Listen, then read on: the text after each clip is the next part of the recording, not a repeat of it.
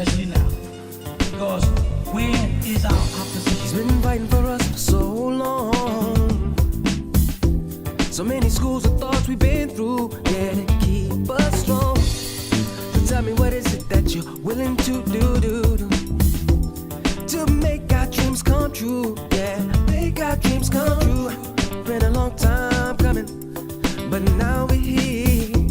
So won't you stand up and show no fear? For the master, master teacher. Freedom for the master, master teacher. Freedom for the master, master teacher. Freedom for the master, master teacher. Cause he's a man of the hour. They kidnapped him for building Tamare. He put his life on the line for us all. And for the truth, the lies must fade away. Fade away. It's been a long time coming. Yes, let's be strong. For the 7 seals are breaking. It won't be long to make our dreams come true. For a life that's new. Some are called and few are chosen. Said, how about you? For the master, master teacher. Freedom for the master, master teacher. Freedom for the master, master teacher. Freedom for the master, master teacher. Freedom for the master, freedom, master teacher. Freedom for the master, master teacher. Freedom for the master, freedom, master teacher. Freedom for the master, freedom, master teacher. Think not that we are earthborn, so come from earth we may be, but we are life-born spirit, and without knowing we can never be free. Knowledge of this was lost when we were cast into blindness. The master teacher came and broke the chains of bondage. For the master, master teacher. Freedom for the master, freedom, master teacher. Freedom for the master, freedom, master teacher. Freedom for the master, freedom, master teacher. Freedom for the master, bring it master teacher. Bring it freedom for the master, master teacher. Freedom for the master, bring it master teacher. Bring it freedom for the master, master teacher. Freedom for the master, master teacher. Freedom for the master, master teacher. Freedom for the master, master teacher. Freedom for the master, master teacher.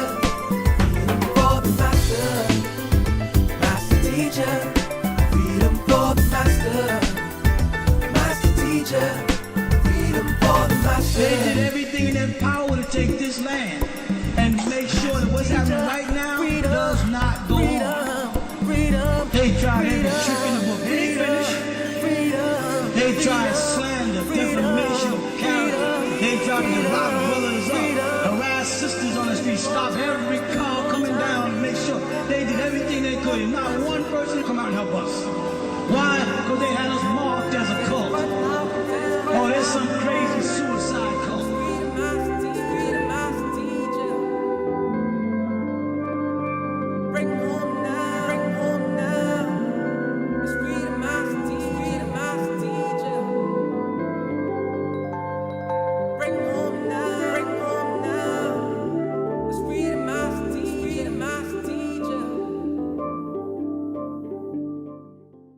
There's a concentrated effort to stop it.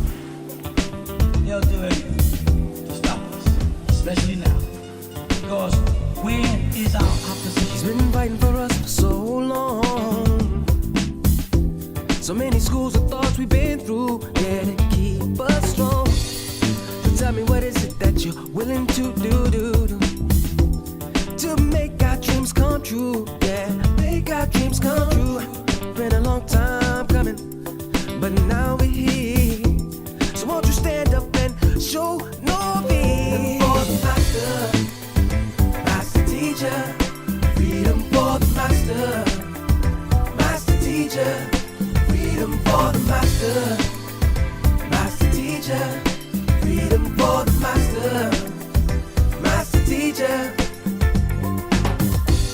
'cause he's the man of the hour.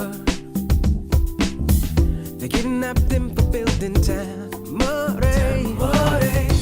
He put his life on the line for us all, and for the truth the lies must fade away. Fade away. It's been a long time coming. Yes, let's be strong. For the 7 seals are breaking. It won't be long to make our dreams come true. For a life that's new.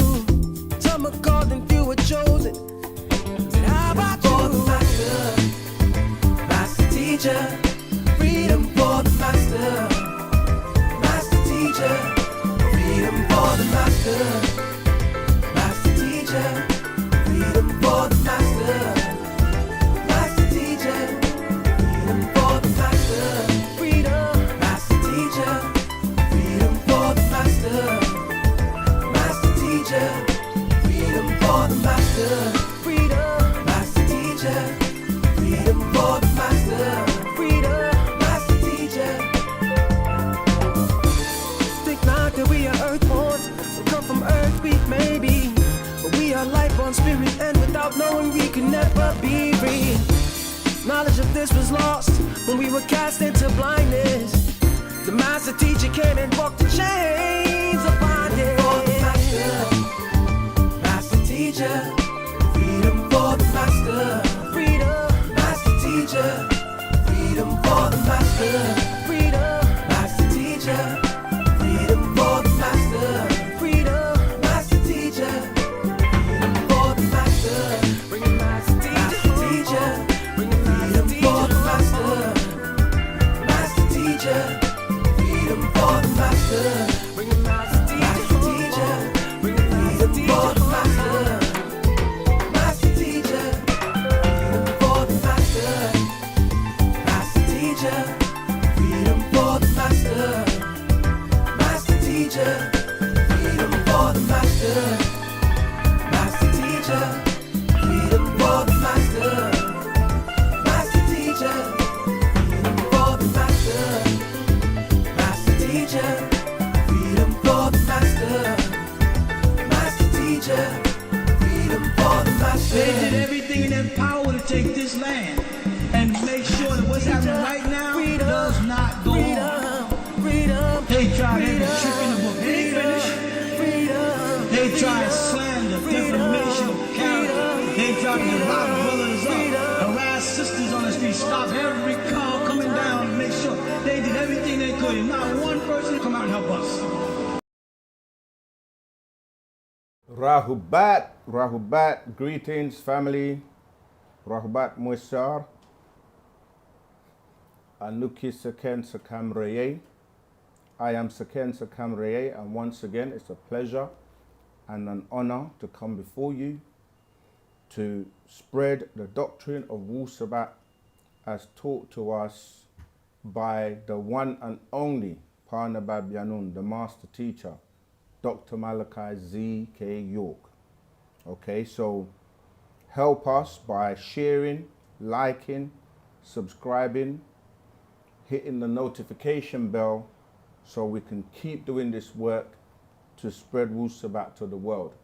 Wu-Sabat is the future, and we all want to be a part of that. So, Tawukum, thank you all for all the support you give us, no matter how small it is. We appreciate love you all for tuning in. Just waiting for more people to join. In the meantime, please share the link. You know, let everyone know we're live. Each one reach one and each one teach one. All right. Remis, Sonny Fro, Rahubat. Remember to let us know where you're chiming in from. Mind your own, Rahubat. Pharaoh, hello, Rahubat. Strawberry letter, Rahubat. Cocoa Brown, as usual, Rahubat. Jeremiah, Youngblood, Rahubat. Sekhet Ra, Rahubat. Yeah. Draco, Rahubat. And everyone join in, we want to say greetings. That's what Rahubat means in our language, Misbatia, known to many as wu-nuwapu. You know, the right tones and vibrations that you need in this day and time. OSM Vision, that's what you're on. Our souls matter. That's the channel that matters, all right? So good to have you on board. Let's have a look at what questions we have. Remember, action does speak louder than words, so press that like button, you know. It's very easy to do. The first question we have is from Sonny Fro.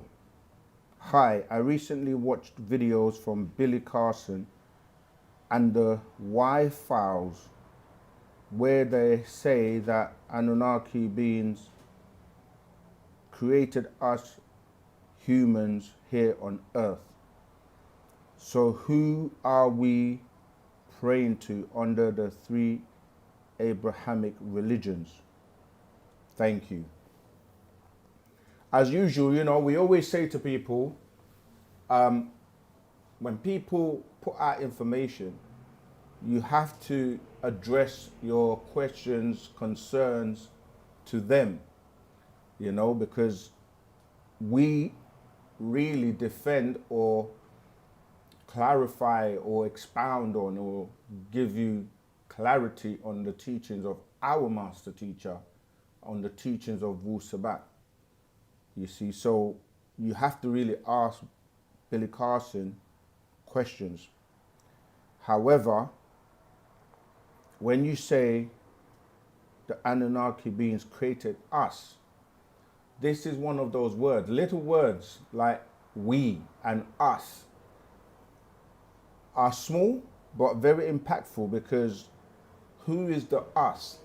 Because people tend to think that when you say us, it's applying to everyone. It doesn't apply to everyone. A lot of people know about the Anunnaki, but they don't know about the Natharu, our ancestors that were here first, the original. Okay, so when you say beings created us, you're referring to gravitations, and many different gravitations took place, not just from the Anunnaki, right, but the Anunnaki and the Pleiadians, you know, they were responsible. When we say gravitation or being created, you create things from that which already exists. You know, to create is to take something and then expound or expand it and grow it.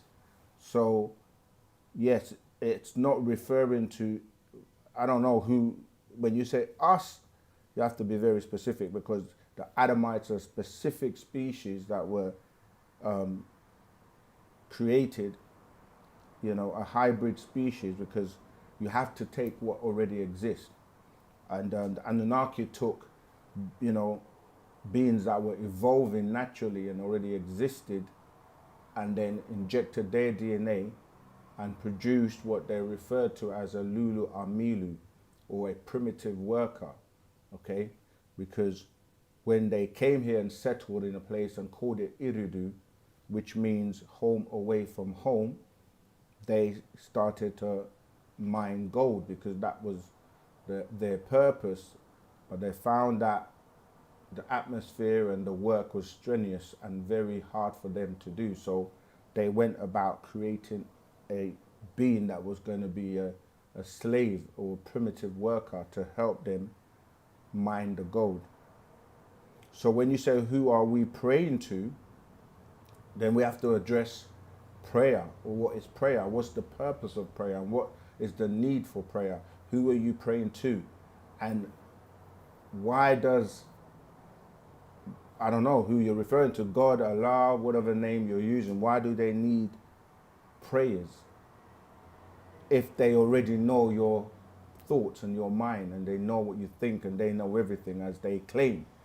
So what is the purpose of praying? And you say under the 3 Abrahamic religions, the beings you're praying to under the 3 Abrahamic religions are these Anunnaki beings, okay? And the monotheistic religions, whether it's Christianity, Islam, Judaism, they are all one and the same in terms of the names that you're calling on. And, you know, whether you say Yahweh, whether you say Allah, whether you say Adonai, Jehovah, you know, Elohim, all of these names are describing these beings, and each one can be explained and broken down. You know, you say Yah and Weh, you're dealing with agreeable and disagreeable, or seraphim and cherubim.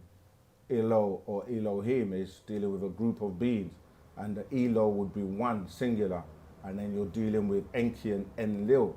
When you're saying Baal, all these names you're using like Yahweh, Baal, these are referring to Enlil and Enki, and sometimes it's a group of beings where it's relating to, you know, more than one.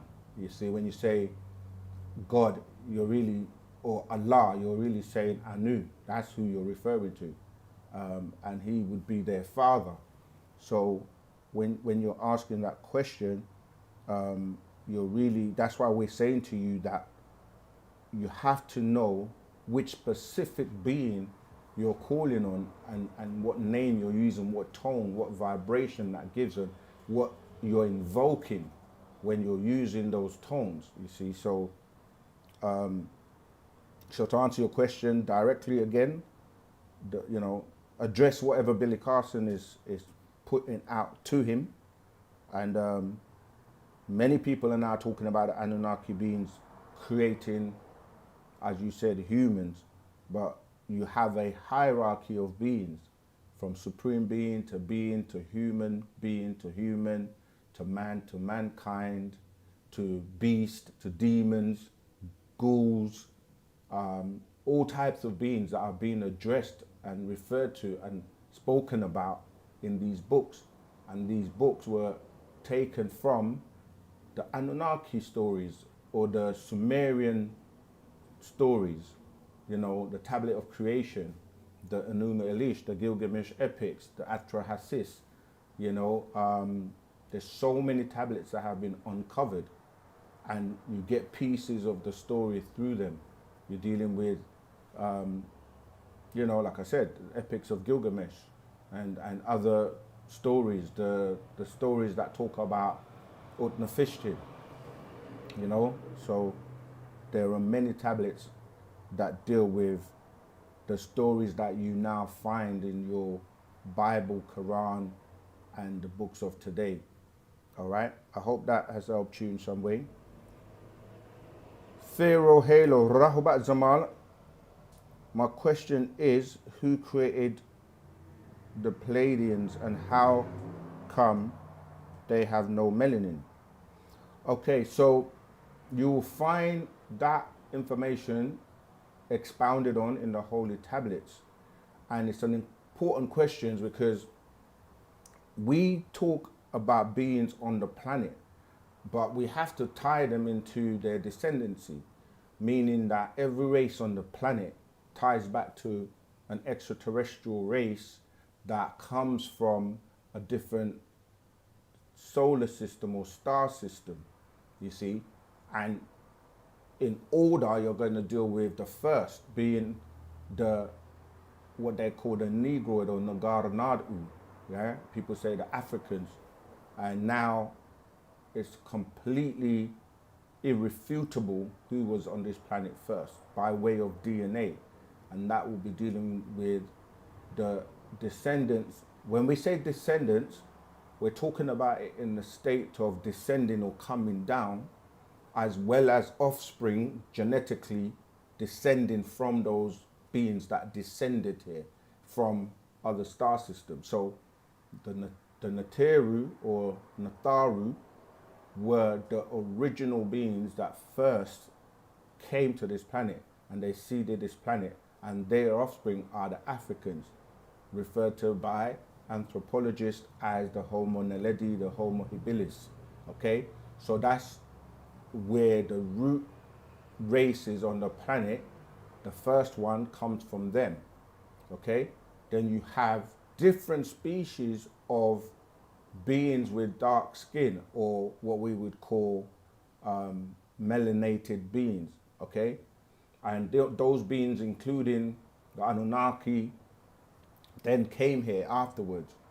And then you had, once other beings got to know that there was a planet rich in minerals and rich in many resources, they also started to come here.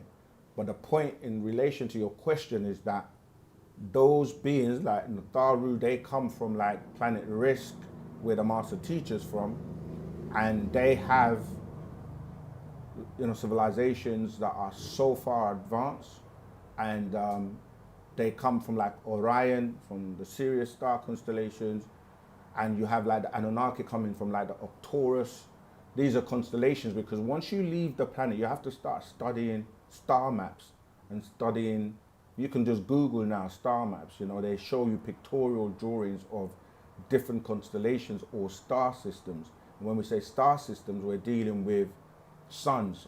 You know, when we say solar, the word solar relates to the sun. So you're dealing with a central sun or many suns that have satellites or planets revolving or attracted to that mass by the magnetic pull. So our ancestors come from many parts. You know, we're talking about the cosmos. So that's just the main parts. Then you have, like I mentioned, the Anunnaki. You have like the next root race on the planet would be the Dravidian, right? Or what you would call the Asian or the Hindu races. Okay, they're dark skinned too. They have melanin. Everything has melanin, but I'm talking about in terms of the races. And now those with melanin, the difference between them and us is they have farah or fur, and we have wabar, which is hair. Then we have, you know, our hair is described as being unique to us. Hair like lamb's wool, and it's 9 ether. It goes upwards. It grows towards the sun, because we have those sun heat genes, okay? Then they have straight hair or fur, right, which is flank and falls down. That's to show you that they were drawn, or they originated and came out of us, okay? And you, with each of these races or species, you have those amongst them that have less melanin, or they're less melanated, okay? So where you're looking at the Pleiadians, you're looking at a being that's been grafted from these Hindu beings or these Dravidians, okay? So on the planet, those would be the Asian stock, which they now refer to, scientists, anthropologists now refer to them as the Denisovan or the Homo florensis, okay? So that's them, and then their offspring on the planet, the second root race. Then the third root race is going to be these beings that were drawn from the Dravidians or the Asiatics, and then you get Pleiadians that are blonde hair, blue eyes. But even within, you know, these different species, there are countless of, you know, extraterrestrial species, and, you know, people have got to become familiar with some of them by way of what we've taught, by way of Parnabab Yanun, the master teacher, of course, Dr. Malachi Z.K. York.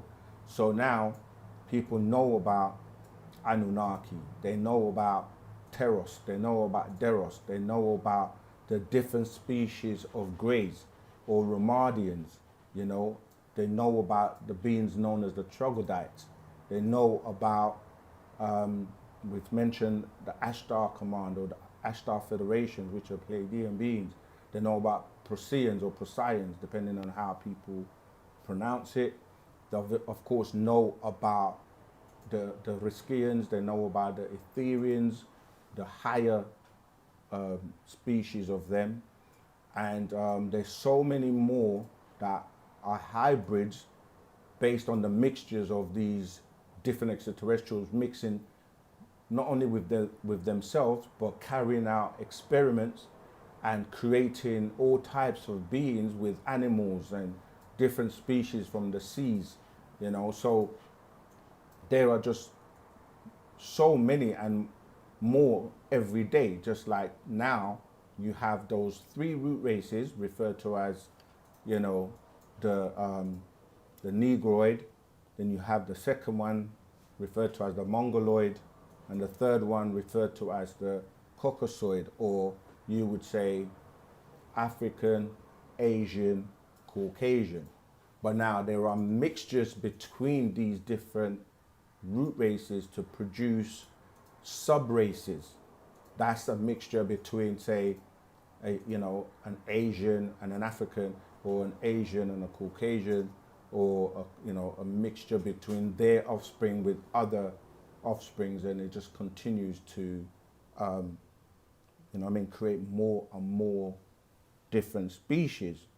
All right, so yeah, those original root races have their descendants from those beings, like I said, the Natharu, the Dravidians, and the Pleiadians, and then they become on the planet the different shades of melanin, from the root race having the 9 ether woolly hair, and down to the Caucasian, and then from that you also have Adamites, which were again a hybrid from the Caucasians. Even with the Caucasians, you have different, like you've got the Flugorods that came before the Adamites, and you have the mixture between the two of them. And then now on the planet you have what you would call 6 kings or Vikings, where you have different species of Caucasians as well. So you have Caucasians that like blonde hair, blue eyes. You've got the ones that have green eyes, and what do they call their hair type? You've got blonde, you've got dark skin, and you've got brunettes. That's the word I was trying to find. You've got different mixtures, but people just group everyone together. The Nagaru or Negroid, we say in our language, Nagar Nadu, they have 9 species. So yeah, so that's the answer to your question, Curtis, Pharaoh Halo. And what's the last part? How come they have no melanin? They have no melanin because, as I said, as you're watering down, you're getting less melanin. They do have melanin, but they're not able to produce it in abundance in the way that we are, because we are sun people, children of the sun. We come from the sun, so that's why. Thank you, Mind Your Own, for hitting that like button. Yeah, that's what we want to see, action. Okay. Right, let's move on to the next question from Strawberry Letter. Hello, my brother. It's great to have the privilege to witness you live as well as ask questions. Do you all have anyone local in Houston, Texas that gives these teachings? We always refer you to the nearest location if there isn't one in your local vicinity. So go to the website, unitedfabiansworldwide.com, and just look at contacts and look at the nearest one to you. What we're doing, why we do these videos, and the master was the first one to start, doing these types of forums, Q&A forums, and answering questions, and these videos on YouTube. And he kind of created the whole debate, phenomena that everyone's jumped on.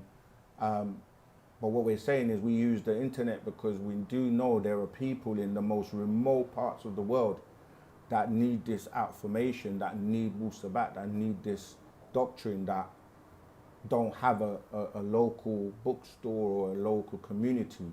So what we say is we're working our hardest to get those locations populated with, temples, bookstores, communities. And if you don't have one, you may be the satellite that can take on that mantle and be the first to gather and get other people and start study classes. But we will do our best to get the information to the world. So yeah, if there isn't one near you, go to the website, find the closest or nearest one to you. If not, you just have to join a community online, because we have our Telegram groups posted in the chat, and you can join and start asking questions and learning. There are many classes worldwide that you can join via Zoom, via Clubhouse. Many of our brothers and sisters are doing their best to teach. And obviously we have to utilize the internet, because we do realize that people are in some remote parts that don't have access to the stores and to the community, all right? Okay, let's keep going.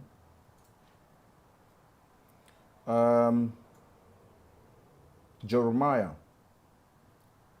Rahubat, I've read in a scroll by Parnabab Yanun where he recommended cold baths.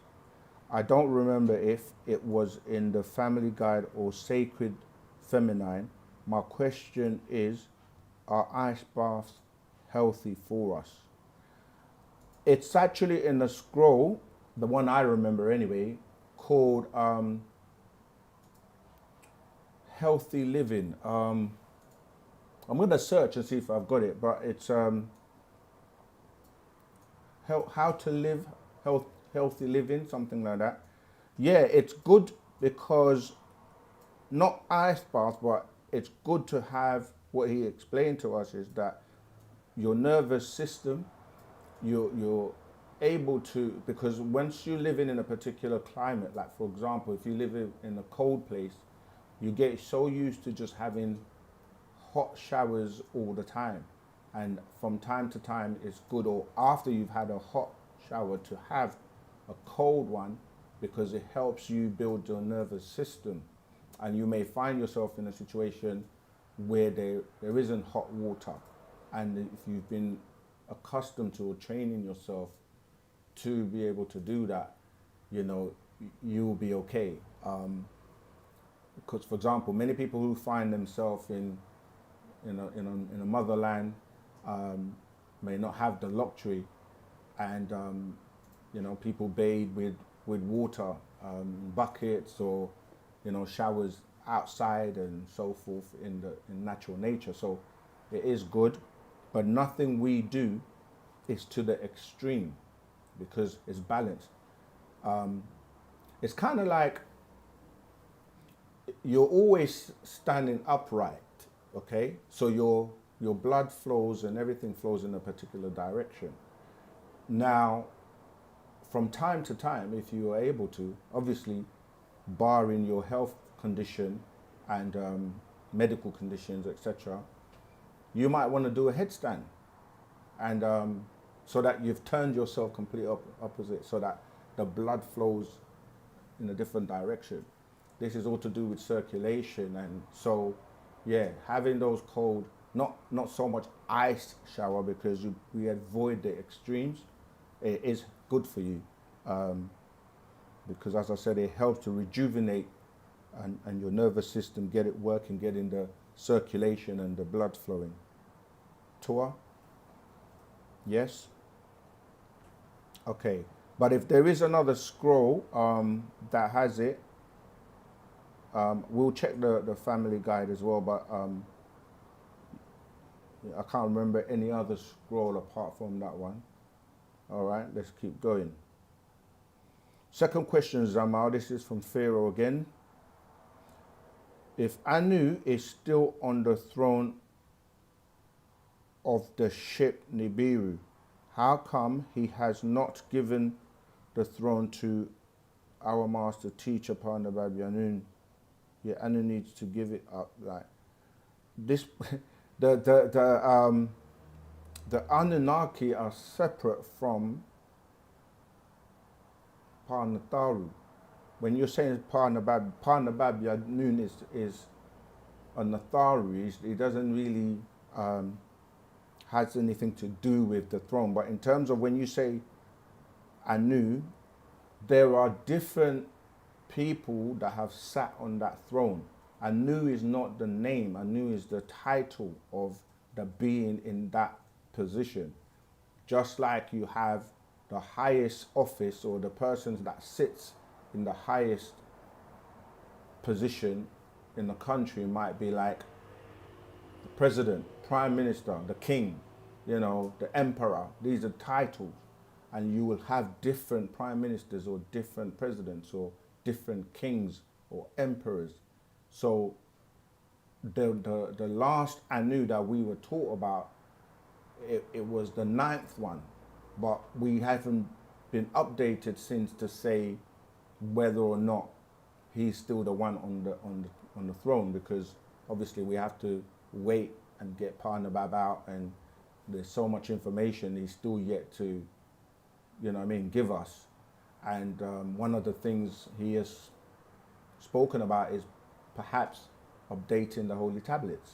But until then, we have Master Secrets, right? We did a video on part Anunnaki and the biblical interpretations, which is the master teacher going into detail about the Anunnaki, their family line and everything. So if you don't have that, seek that Master Secret and also watch the video, because I think we actually covered it in great detail. All right.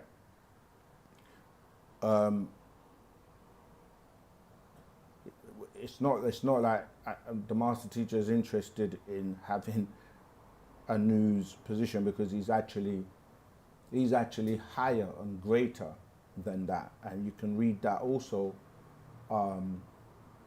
in the Master's Secret Series 3, if I'm not mistaken, about who he is and who Parnabab is and who Parnabab isn't. Okay. Strawberry letter, just become a member. Oh yes, thank you for becoming a member. Strawberry letter, that's fantastic.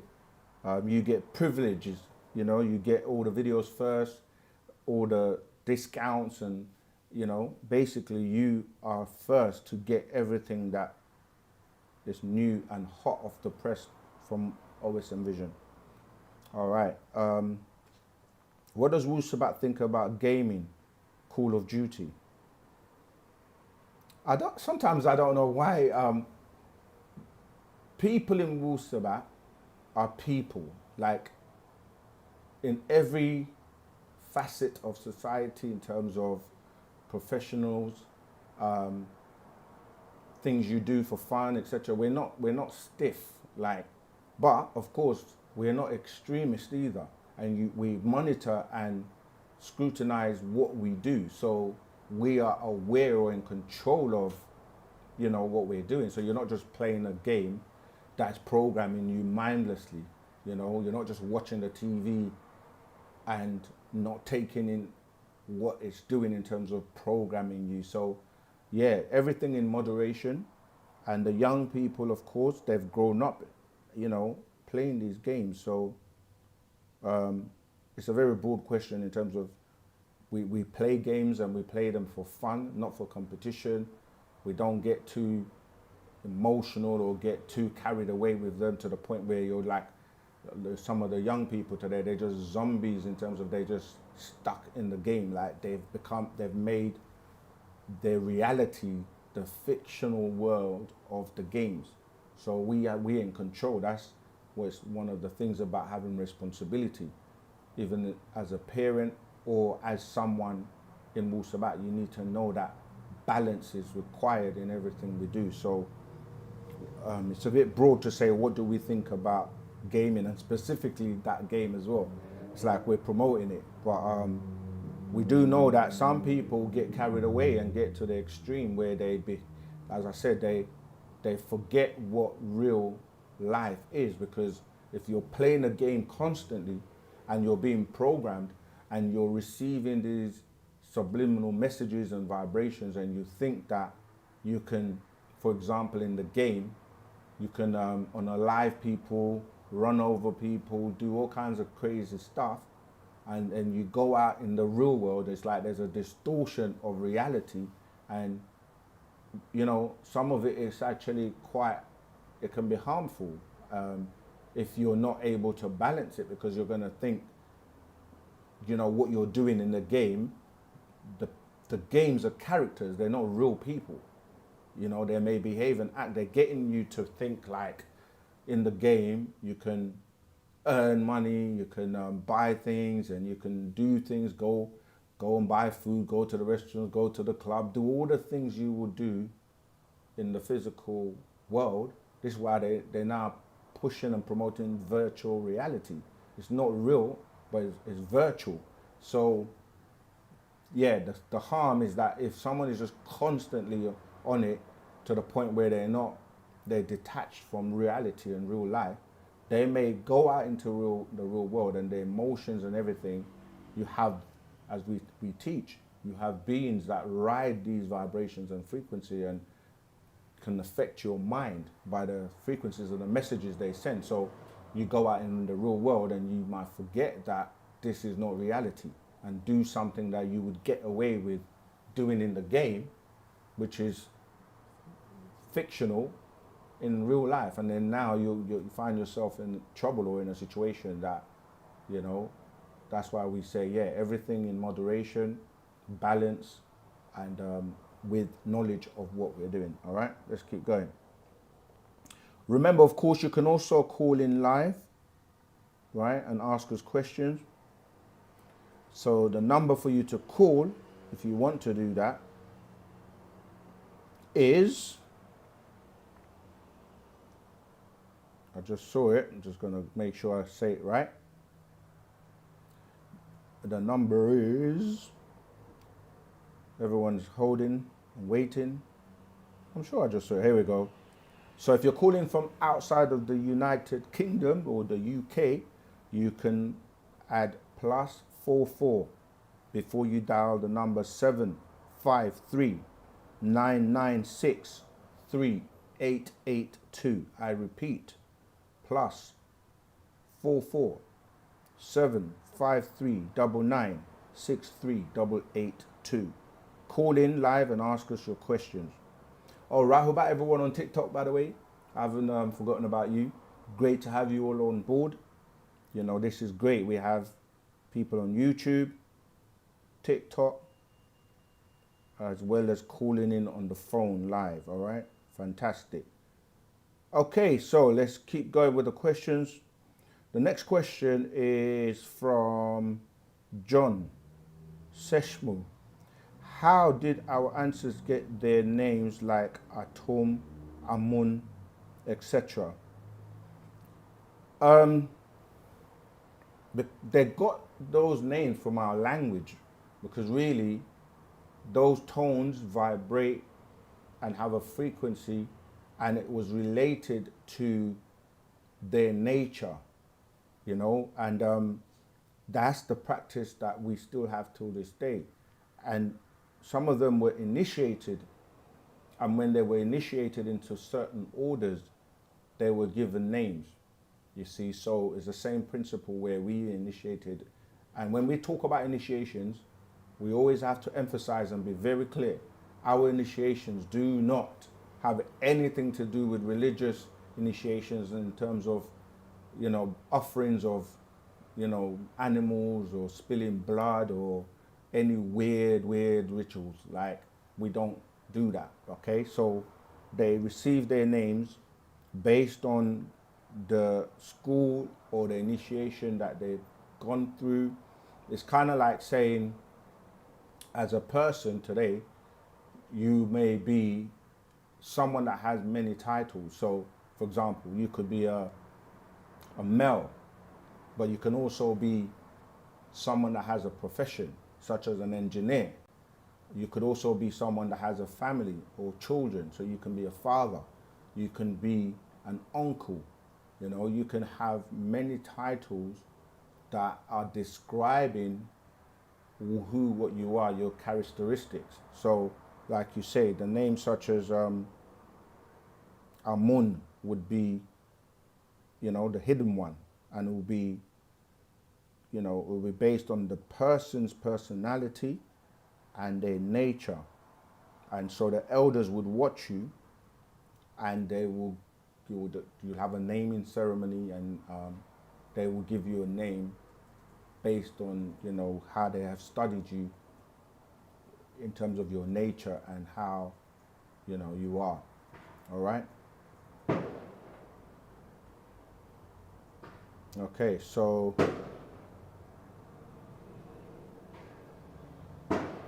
there's actually a video on language from one of our brothers, Kafre, if you haven't seen that.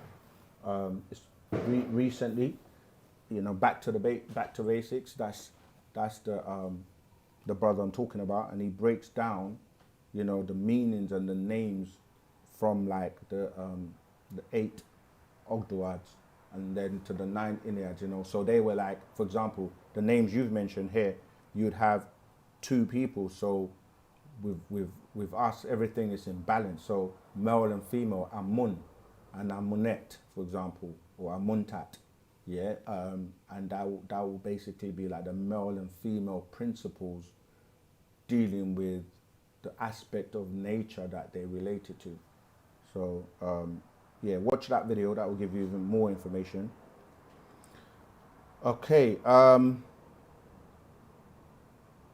Zamal, this is again from Pharaoh Halo. Zamal, can we go into the microchips our master teacher spoke of in the Leviathan books, because this digital tracking ID is coming in now? Yeah, again, it's funny because for people that are surprised or shocked or don't know about these things, the master teacher was warning us as the guide. He was teaching us and preparing us for many years about what was to come. Because remember, I said he is from a world that is way, way advanced and ahead of us. And a lot of the technology that is being implemented on the planet today has come by way of extraterrestrials, or, you know, information being traded and so forth. So he was telling us this in those books, like you said, Leviathan 666, the Beast, all right? And books like, yes, it's here. And books like The Year 2000 and What to Expect, the Millennium books, the Luciferian Conspiracy. You know, there were so many books that The Man from Planet Risk, and a lot of these are still available that you can get from the store we're at, nashat.co.uk. And so, you know, the Revelation books, he was explaining what the mark of the beast is. And when you say the digital tracking ID is identification, right? So we already have many IDs. You have a driver's license, those who do. You have a passport. These are all forms of ID, right? Now, it's just been, and most of those have evolved as well, where you now have biometric, which is digital. When you read the scanning code that is on them. And so you have to ask, like you say, what's the purpose of a new one when you already have an ID system? But now we're going into, as you say, the digital age, or we've been in the information age for a long time. Everything is becoming more digitized from an analog system. So now it's a matter of synchronizing and connectivity with everything. So when you're talking about the world government or the new world order, this is something, again, that was spoken of in those books I've mentioned. And so, yes, it is something where it is actually, something where you're able to, it's programmable, you're able to be monitored, and you're able to connect everything from where you are. You know, 15-minute cities are being implemented, online banking systems, traveling. Literally every facet of your life can be accessed or controlled in some way, shape or form with Big Brother. I mean, like, Big Brother is, again, what does that tell you? The all-seeing eye, the Big Brother that's watching you all the time. And technology is here. You know, you have 5G in terms of, you know, connectivity. You've got AIs here. Everyone's using, you know, ChatGPT and all these new AI tools. So, yeah, you have to embrace it to some degree, because you can't really avoid it, especially if you're living in the West. But it also has aspect of it, which, whether you like it or not, is going to be controlling. And so we need to know and be prepared and be guided by one who knows what's the way and how we should navigate through it all, okay? The best thing I keep telling you is to come home, come close, come and be amongst those that are being protected and guided by way of Partner Babyanun.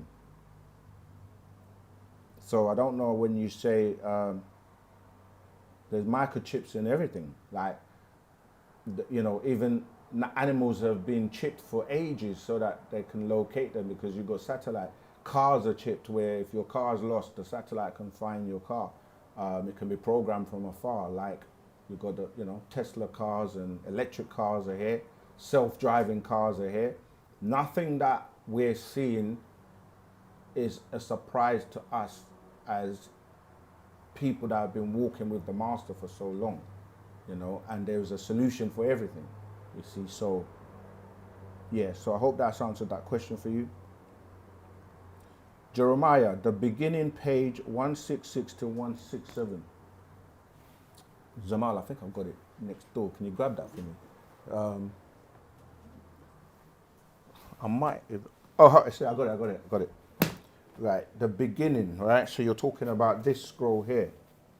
And you're saying that page 166 to 167 talks about 3 creations, where it makes a distinction between the Sumerian story of 5,000 years ago and the Adam story of the Bible and Quran 4,000 years ago.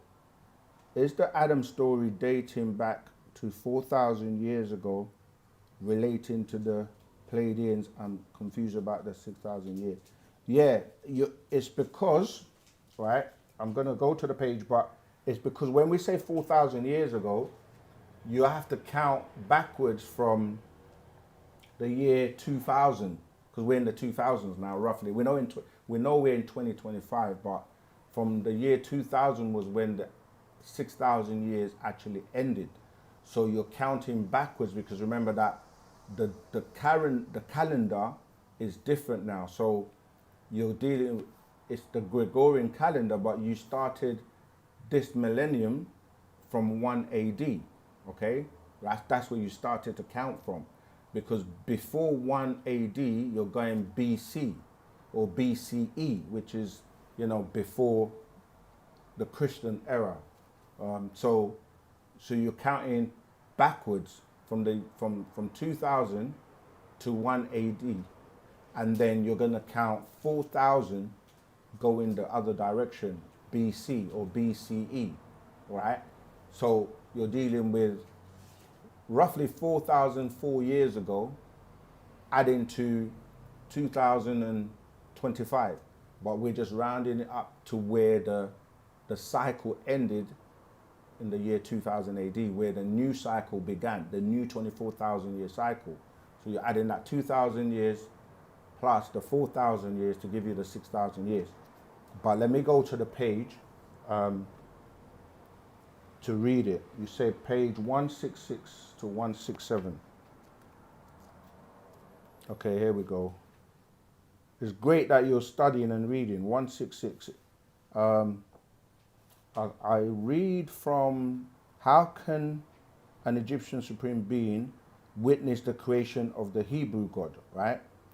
So the answer is because the Bible grafted their stories from the Egyptian stories and left the name Amun as Amen or Amen in their scripture without an explanation as to why an Egyptian supreme being is in the Jewish, Christian, and Muslim scriptures.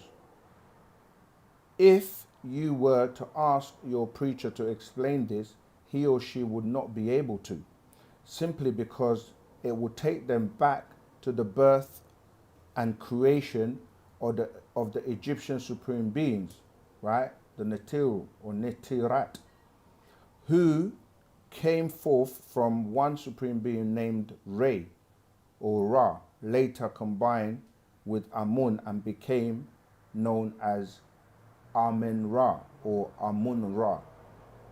So the birth of these Egyptian supreme beings will take you back to the beginning of creation more than 10,500 years ago.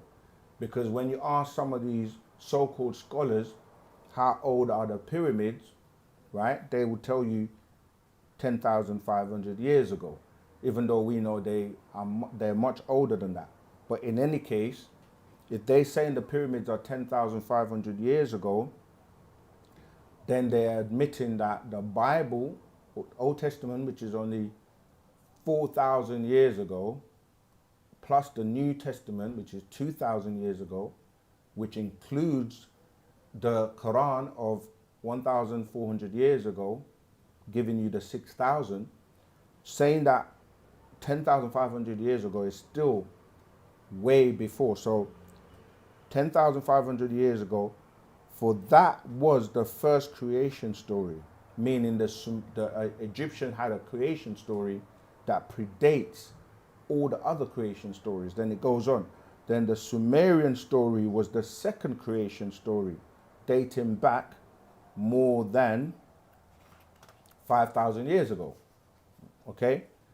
And then the creation of the Adam of your Bible, i.e. in Genesis 2:7 and Quran 49 verse 13, was the third creation story, dating back around 4,000 years ago. Each story of creation from different cultures all over the world originated from the ancient Egyptian story of creation. Okay, so and then it obviously goes on. This book is called The Beginning because a lot of people want to know, well, what is the beginning? And you have different beginning stories, like the Genesis story, which is only talking about, we explained that the story starts off with the term Genesis as if that's the beginning, and people say they think that's the beginning. Even the chapter of the book, right? That's a translation. And when you say Genesis, you're saying the genealogy or the genes that relate to Isis, which is going back to the Egyptian stories, all right? So what we're saying is that this book talks about the fact that there are many beginnings. It's not just one beginning, because the book starts off and saying in the beginning, and there's a difference between being inside something and outside of something. So my juice here, Miss Iris Moss, yeah, that's dealing with sea moss, which has many minerals that are great for you. So we drink that to keep ourselves healthy. But anyway, so I'm saying the juice is inside something, right? It's not outside of it, because people will try to say, oh, it's in and out. No, that's like humans trying to justify the fact that if you say God is inside heaven, heaven has to contain it, which will mean God is not everywhere at the same time. So when he says in the beginning, not at the beginning, and you find out that those stories are not the originals, and it's somebody talking about God saying in the beginning God did this and God did that and God did this, right? So what the master is saying here is to explain to you that all of those books are plagiarized or taken from ancient Egyptian stories, and the word Amun is a deity, because when you look at the word the way it's spelled, A-M-U-N, you can replace the vowels, right? In ancient, they say Semitic, but we say Shemitic languages, because the Amen that is said at the end of every prayer is replacing the U with the E. And then all monotheistic religions say Amen at the end, or Amun really, and they say Amin in the Quran and in the Arabic. So it's showing you that there's a tie or connection. When you say Genesis or genealogy of Isis, you're tying into Egypt, you see. So he's explaining that a lot of people are talking about the Anunnaki stories with the Sumerians, but the what they're calling Egyptians, predate that and go way, way before that. All right. And again, we didn't even use that term Egyptian. That was a Greek word coined from Aegyptos, which is the Greek saying or describing a situation that took place with people that came into Egypt, referred to as the Hyksos or the Hyksos dynasty, and the Phoenicians and certain beings that came there, and they were getting burnt by the sun because of a lack of melanin. So therefore they were referred to as burnt faces, and that's where the word Egypt kind of evolved from. All right. Right, let's keep going. So many questions to get through. Remember to join the Telegram group, because if we don't get through all the questions, we will answer them in the Telegram group, which runs constantly.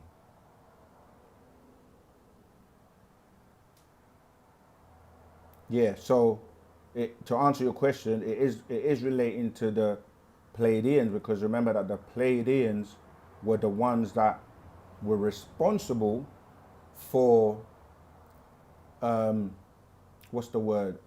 influencing or telepathically influencing Yakub to graft the Flugerods, and then from there eventually you had, the Anunnaki and other beings that then grafted the Adamites of 6,000 years ago. So remember the link what I made before with the Pleiadians being really the origins of these Caucasian, when we say Caucasian, not every Caucasian, but those original Flugerods, and also them coming from that graftation with the genes of those Pleiadians to produce the Adamites. Okay. Okay, let's keep going. We have, I can't pronounce your first name. It's Mitho Kozisi Zondu. Rahubat, my brother. I'm watching from South Africa. Okay, it's just greetings, Rahubat. Yeah, good to know where you're watching from. We've got another question. Class conversations. Greetings to all. Okay, from USA, Newark, New Jersey. Rahubat, greetings, welcome on board.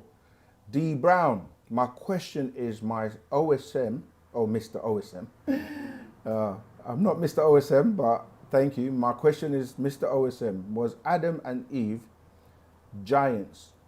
Or if the Anunnaki were giants, how did they have sex with the females at that time?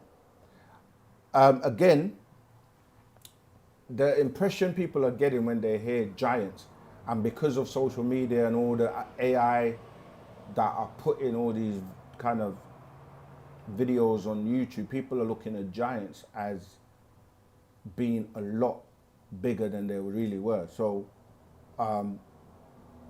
they're like between 6 foot to 9 foot, some maybe a little bit taller. But the thing about having sex is, it's funny because you said, how were they able to have sex with the females at that time? I mean, it's like looking at today on the planet Earth, you have tall people, you have short people.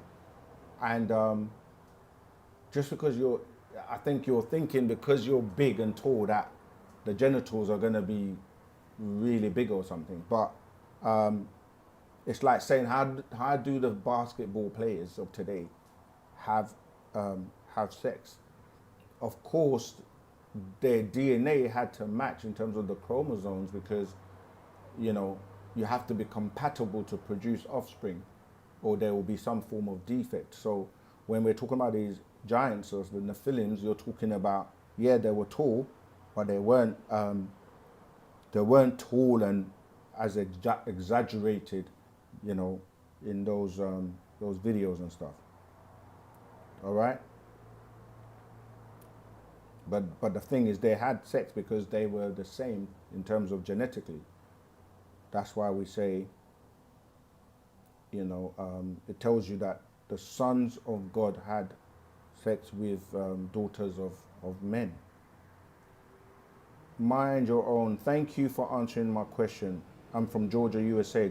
Okay, that's from Mind Your Own, Rahubat, and appreciate love you. Thank you. Who's inside 3A Atlas? This is from Raziel. Extraterrestrial. Remember, we've explained to you an extraterrestrial is anything that is coming from outside into our planet, right? So a meteorite is an extraterrestrial. But I know what you're saying. You want to know the details, but like we keep saying, not everything we teach is going to be publicly divulged. So come closer, go to the bookstores, get the updates, stay close to the master teacher, and read the scrolls, and you will get the answer. But yeah, I mean, all kinds of speculation and rumors are being spread about through our atlas. But even the name, like, just because it's labeled that doesn't mean that's what it's called. It's like we're speaking, most things are named after people that discover them or uncover them. All right. So we will tell you when we know, but we know it's an extraterrestrial coming to a terrestrial plane. Let's keep going.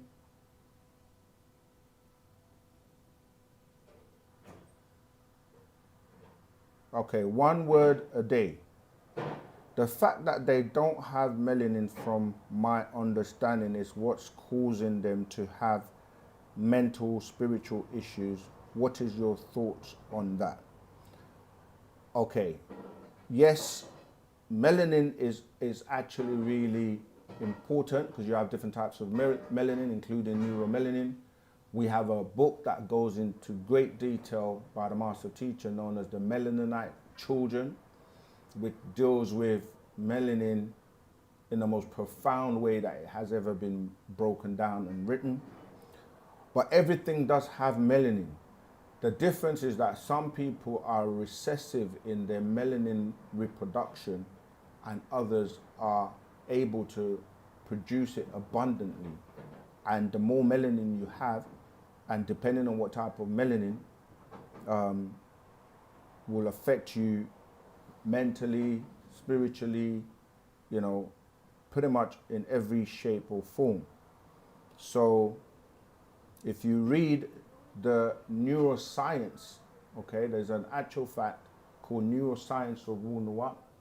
It explains the functions of brain melanin and how, you know, like the process of the suit known as newts, right? Brain newts, or the suit that needs to heat to a certain temperature in order for you to be able to function and behave and act on higher vibrations. So yes, that ability for that suit to be heated to the required levels, Adamites don't have that, and that causes that malfunction that you're talking about. So yes, there is a relation and a correlation to melanin and its functionality. Okay? But if you go into more detail, the master also explains that the development, if you look at, trying to remember the master secret, the one that, designer genes, an actual fact, and the master secret designer gene talks about the development mentally. The males of the Adamites, it's only developed to the age of a 13-year-old, you see. So you're right that your development from your neuromelanin and the ability for your brain suit or newts to heat up to the right temperature to function properly is an issue for them. Okay, let's keep going.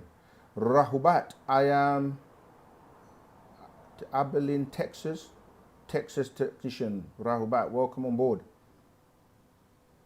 Okay, Damien Hayes. Grace and peace, loved ones. I have question. Why would your master teacher not teach you that the day is even his master teacher? That's your opinion. That makes no sense because when you say the day, what are you calling the day? And the day is his master teacher. That's your opinion, and it makes no sense when you use sound right reasoning, right? Because day and night are based on you being in this atmosphere to watch and see how you literally travel between two places where there's a shadow that you cross over to get into what you're calling day, and that is just dealing with the information in this atmosphere. And you would have to be someone who's on a plane, for example, to watch what you're calling day and night. I've traveled, and many people will attest to traveling from one place where it was day and cross over if they're awake and not asleep and see them going into what you're calling night. So you have no clue or idea what our master teacher has taught us. And people such as you that just come on the platform and make statements as if you have an authority on what we teach or what we know, you really need to, if this is not the platform for you, then go follow whoever you want to follow, because you're making a statement and it's inaccurate, and this is a Q&A. If you want to ask a question, ask a question. Don't say, why would your master teacher not teach you that the day is even his master teacher? Makes absolutely no sense. How does the day teach you? Anyway, let's not give that too much energy. Swiftly, if you want to learn and study and humble yourself, we'll be happy to take any proper questions that you may have, or just go and do something else. All right, let's keep going. D Brown. Mr. OSM, how did Noah had all these sons in the same year by the same woman? Is that genetically realistic? You haven't provided any quotes. I know, yeah, it's the triplets, but the way it was said is like, how did Noah had all these sons in the same year by the same woman? Is that, no, that's misinformation. And that's what we teach in Wu-Sabat. In fact, how do you even know Noah existed? This is going back into these religious books that trap your mind and teach you. What's up? We got a call. We're gonna come back to that because that's not real. Okay, ring back, caller. Yeah, that's not true information, because you can't have 3 children from the same 2 people that come out with different genetics. Rahubat caller. Rahubat caller, can you hear me? I can't hear you if you can hear me. Is this still on? Yes, hello, Rahubat. Yeah, Rahubat, I can hear you now. Go ahead. What's your name, where you calling from, and what's your question, please? Okay. My name is Victor Patrick, and I'm from Tanzania. Mm-hmm. Rahubat, what's your question? Okay, I would like to ask you about the extraterrestrials. Yeah. What would you like to know? Do they have another realm like us? Like maybe the first realm, the second realm, and the other realm? Yes, in the sense that you got different extraterrestrials that are able to shapeshift, change their molecular structure, appear in different dimensions at the same time, and go back. So, yeah, there are different types of extraterrestrials, and they have different abilities. Okay. Yeah, go ahead. Do we share the realms? Maybe because even them, they have physical body. That's what I'm saying. We do spiritual body. We do share realms, and that's why you may be affected from a realm and not realize it. So, for example, you have a spiritual body that when you go to sleep, your physical body is in a slumber, but your spiritual is able to travel and leave your body and go, and is more active in the spiritual realm. And there are, when we say realms, we're talking about vibrations and frequencies and densities as well. So this is why you might be affected by a being mentally from the mental realm. You see, so it's important to be aware that you can travel and, you know, go to these different realms, and beings that are traveling on those vibrations or wavelengths can actually take control of your body or jump into you or fuse with you and then affect your thinking, your abilities in terms of what you're doing. And a lot of the times these are referred to as walk-ins, and they can even through music is frequencies that are being sent out when you're listening to it, radio waves and many other waves that are going to have an impact on your being and how you behave if you're not aware of all of these different, you know, vibrations and frequencies that can affect you. Does that make sense? Yes, does. Okay, it's good. But I would like to know. I've heard you say that our original ancestor is Panatharu, Yeah. and there is another extraterrestrial, another race for extraterrestrials, which is the planet Nibiru. Is that exact? The planet And Nibiru is a craft. in this planet there's another being like Anu, Enki, Enil. Those are the extraterrestrials from Anunnaki. That's right. They are Anunnaki, but the word Anunnaki is Okay, describing. let me finish to my question. Okay, go ahead. What's your question? My question is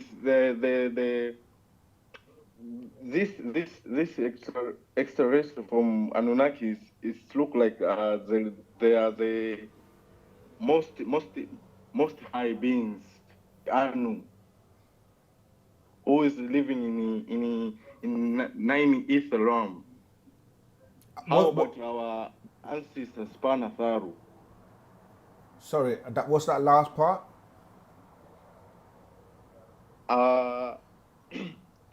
Let me make it clear. Okay. There is a nine realm, right? Mm-hmm. And this realm is the most being who exist in that realm. The question And is, the most high of the most being of the nine realm, you said that is Anu. no, I didn't say that. I said it's the Natharu. I said It's Anu. Panatharu. Yes, Anu. Okay, what is who is the most high of the Panatharu? Who is the most high for our ancestor Panatharu? Because we have a lot of beings who we claim that is our Sorry. original ancestor. Can And they I are actually from answer the question? planet Look, Nibiru. you're not, brother. Listen and pay attention, because when we keep trying to say there's one being that is God, Allah, the Most High, etc., because of religion. Have you got a device that is on? You need to mute it so that we don't get the echo, please. Okay, I muted it. Yeah, so I'm saying that people get titles mixed up with people. So when we say Anu, that's just a title that any one of the Anunnaki can hold. And there have been different people in that position or seat, okay? And it was even being contended by Anu's brother known as Alalu, okay? So there are different people that have held that position, and I use the analogy of someone holding the president's position or the prime minister's position, and different people can hold that position. So when you're saying the Most High of the Anunnaki, is whoever is sitting in that seat at the time. And that is the being that most people are looking to and calling God or the Most High or Allah, etc. in religion. However, when you're dealing with us as Parnataru, we have councils of beings. You have 3, then you have 9, like the Council of 9. Then you have the 24. Yes, I would like to know them. Okay, if you'd like to know them, then you have to read the books and study the scrolls and be taught who they are. I'm not going to go into all of them now because, as I was saying, you have 3, you have 9, you have 24 elders, okay? And these beings, they hold positions. So right now, you have one of them amongst us who is the 3, referring to the being known as Malachi, yeah? That Who word, is master teacher? right, but he has 3 beings in one. Ningish Zida is another one, and Yanun is the third one, okay? These beings Yes. have time to convey and give us certain information, and then they may leave, okay? But then you have the Council of 9. Again, if you want to know more about this, read the scroll called the 9. Then you have the 24 elders, and all of these beings work together, and one will come like Ptah. That's who we call, or if you had to use a term to say God, But that, these that will be 24 Ptah. elders, it is related to the Bible. Those What's 24 related in to the Bible? Now I'm saying the biblical stories are trying to convey the stories of the Sumerian doctrine mixed up with the Egyptian stories, which is where the original creation stories are taken from. So when we're saying atom in ancient Egypt, that becomes atom in the scientific world in trying to explain how creation comes about, because when you're dealing with creation, you're dealing with things on the physical side, which deals with atoms, and then you go beyond what they're able to measure, which goes into the etheric world, which people will call different words like the spirit world, etc., etc. But in our doctrine and teachings, we know that you're going deeper into the ether. So the beings that are the highest are known as the Etherians, or those beings that have pure energy, dealing with pure ether energy, all right? And that is the energy that surrounds and has everything contained within. But you can also have ether at lower levels or density or vibrations.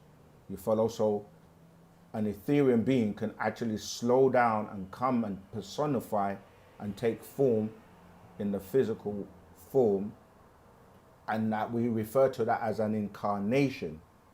Okay, so that's where Parnabab Yanun is the incarnation on the planet right now.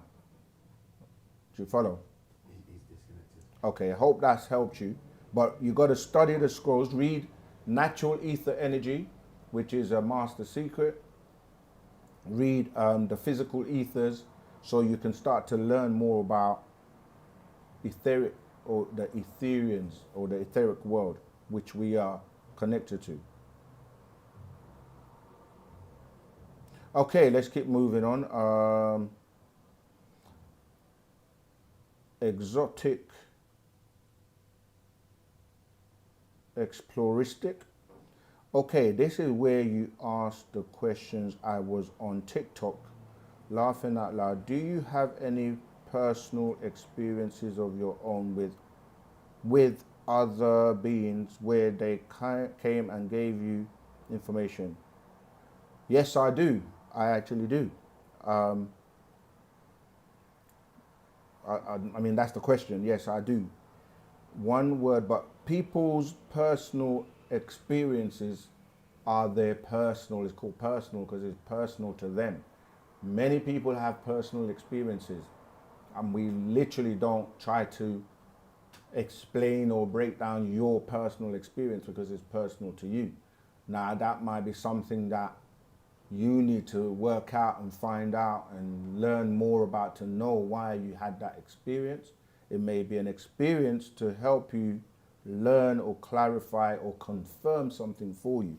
That's why everybody cannot have the same experiences. So if somebody's seen a UFO or an extraterrestrial before, that's their personal experience. They might try and tell you that, but you haven't had the same experience. So you can't really confirm nor deny their experience.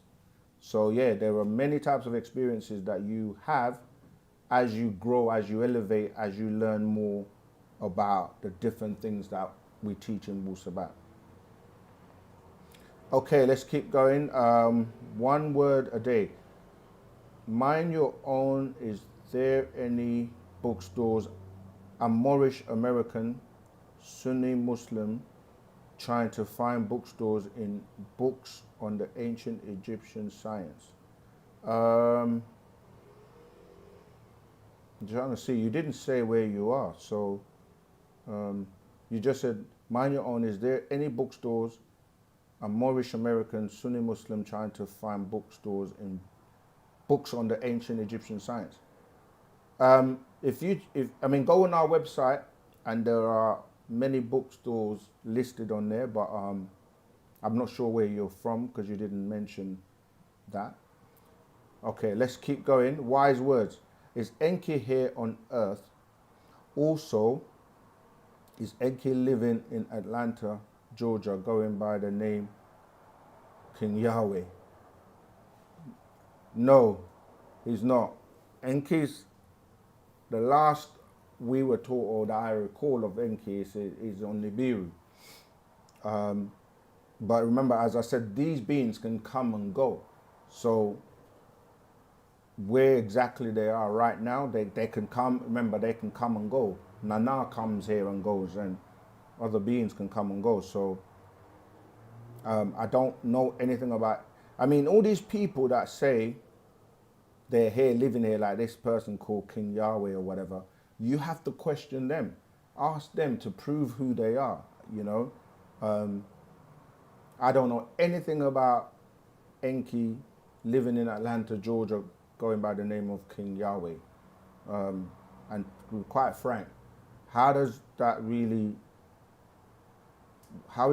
relevant to what we're teaching? We're teaching Wu-Sabat, and we have one amongst us that is higher than all these beings that you keep talking about, like Anu, Enki, and so forth. So we got another call. It just ends straight away. Okay, maybe their connection is not good.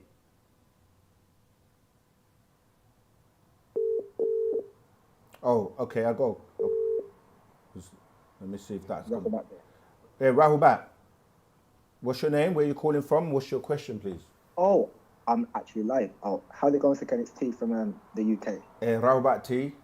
I'm good. Nice one. How are you? Yeah, I tried to call a few times, but it must be my phone or something. Yeah, I was going to ask you, is there something called like the primal universe? And does it exist? The what, sorry? The primal universe? Is there something called a primal universe? Yeah, again, people will use various and different terms, right? But that information is in the Holy Tablets as well. When you say prime, what you're saying is first or prime creation. So you have... So would that be classed as like original as well? Yeah, would that be called primary original? creation, then you'll have tertiary creation, you see? So the prime, like when you said the prime meat or the prime, it's like primary. This is where you start before you go into secondary, you see? So you have primary, secondary, so I mean, so prime is dealing with first or, the original. And that's where we are as the original primary creation. Okay. Also, as there's like many different universes and stuff, does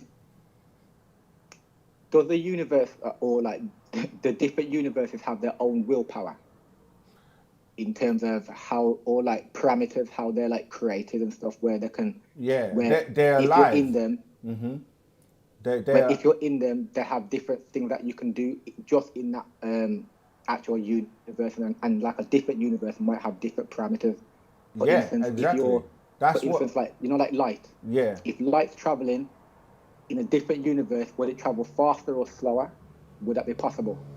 Yeah, because there are different rules, and this is where the master has been explaining to us by way of a writing called the atomic. Okay, the atomic reading. If you haven't read that, look into that. But Definitely. this is. Have you watched the movie called Doctor Who? Not Doctor Who. Doctor Strange. Thank you. Doctor Strange in the Multiverse. No, I can check it out though. Yeah, I'll check do it that out, later. because this is what we're talking about. When we're saying multi, we're saying more than one. Like as uni means one. Universe is one universe. But then you have like dual-verse, triverse, and then multiverse, and go into the omniverse, right? And in that movie, they show you him traveling through the different verses. Because remember, when you say a verse, it's something that's it's repeating.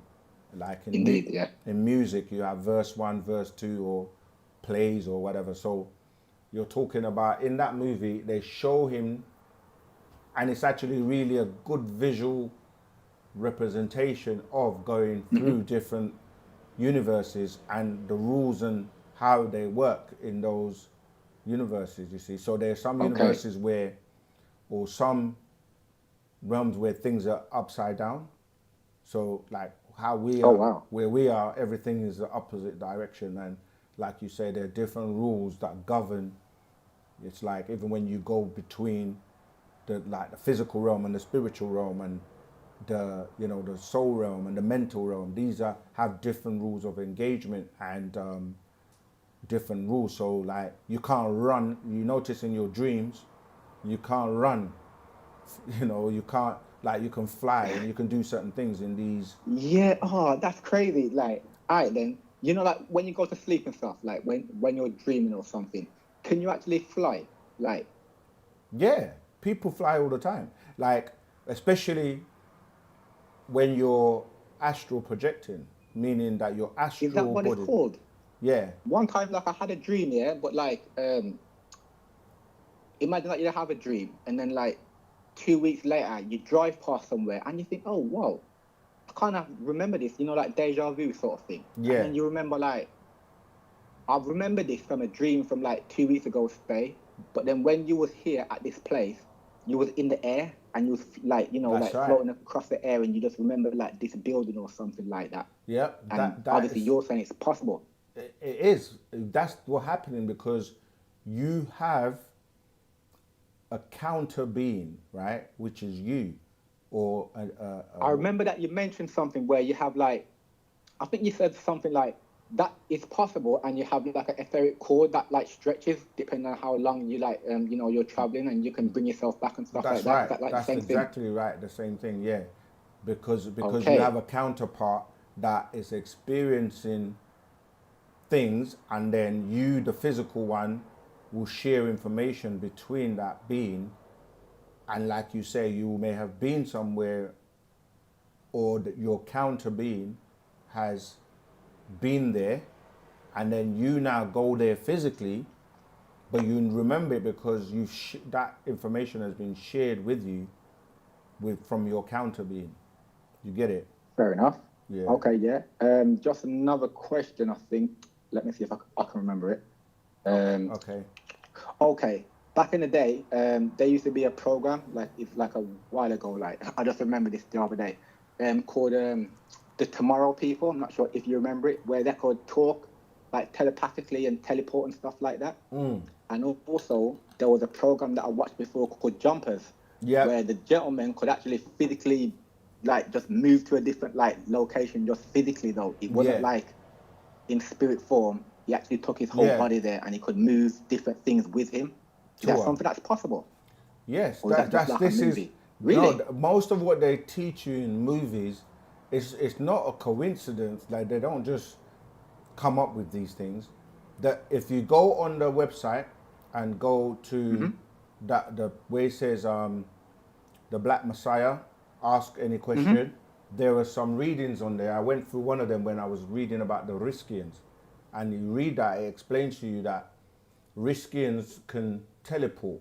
They can just take themselves anywhere. Yo, really, brother? Yes, Are we they, like, in have their that physical ability form too. and they can teleport, or Yeah. is it like spirit form? No, physically, they can teleport and go anywhere they want What? to. And they can not No. only do that, but they can move the entire environment with them.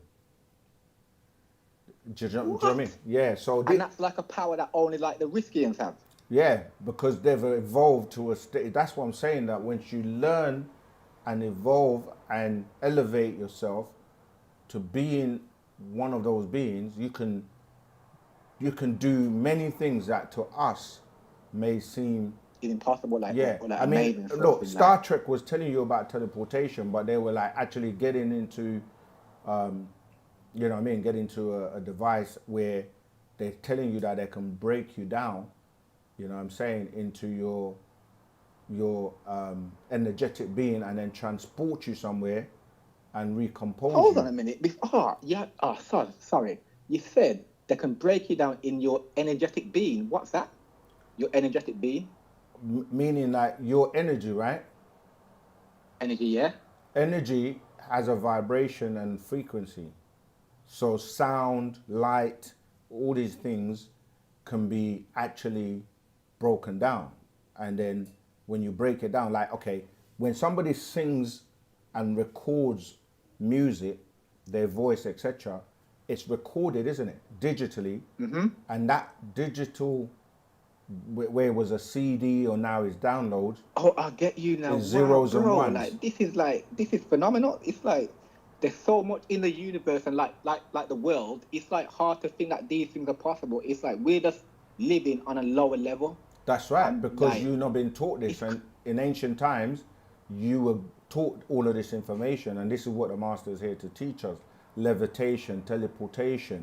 People that stumble on these by developing their abilities, they say things like they have the ability like telekinesis, or they're remote viewers. They can like sit here and see something in a different location and dimension exactly as it's taking place.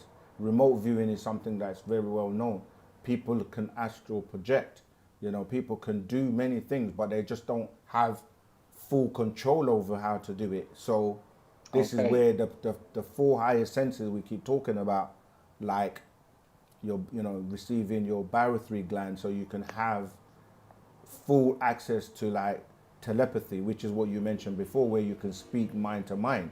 So they will show you these in movies, or like people that have been abducted by extraterrestrials will tell you that they were communicating with me without their mouths moving or me hearing any sound. Like, okay. That's mind to mind communication. Like those kind of beings, have they got a barothry gland? Is that why they can do that, or is that like a different power? Okay. They're For highly some beings, maybe advanced. they can just do this because it's just within them. Maybe their DNA, where they don't need the barothry gland, or is it something that they have to be able to do that? No, they're more intelligent because they're able to use more of their, what we call brain, yeah? A brain is really you having the ability to access more information to know how to do certain things. This is why all these scrolls, all this information is training your brain. Your brain is like a muscle. Like when you go to the gym and you might push weights and get, you know what I mean, get your arms stronger. You're doing that with your brain by the amount of knowledge that you're actually acquiring, and not just acquiring it, but actually putting it into practice. Practice, like, yeah, physically doing it as well, like, Yeah. okay. All And right. also, like these different beings like that are around, like different races, different beings, ETs, extraterrestrials. Obviously, they come in different sizes and shapes. Is there like humanoid, like rock life forms, like, and like plant life forms that are like humanoids? Obviously, like humans are like flesh and blood type. So is there like plant types?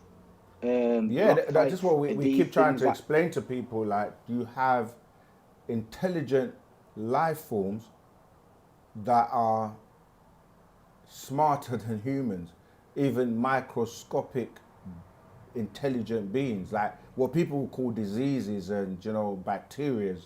And, you know, yeah, there are trees and very intelligent beings on the planet that are not, you know, like us, or as a hominid or a human in human form. Yeah, but we just take it for granted because we think that we're the most intelligent. Even when you look at the beings that reside in Shambhala and so forth, these are not, or beings that don't look, to us, we might say they look ugly or, you know what I mean, grotesque. But they're looking at you the same way, like you look ugly and grotesque. But you're looking at them like, look I at you, get you alien. You still. know what I mean? So Yeah, like. yeah, but And then we've I've got a one lot more of questions to yeah, get just through in the chat. sorry. So yeah, you Yeah, got I've got one more question just to go one ahead with. more. Okay. All right then. All life forms, whether they're humanoid, you know, all these intelligent aliens and stuff like that. Who creates them? How are they created? Are they created in space? I've got so much questions. I know. I mean, again, I've addressed this in the past, but not every being that is here is from here. We even did a video telling you that bees are not from here.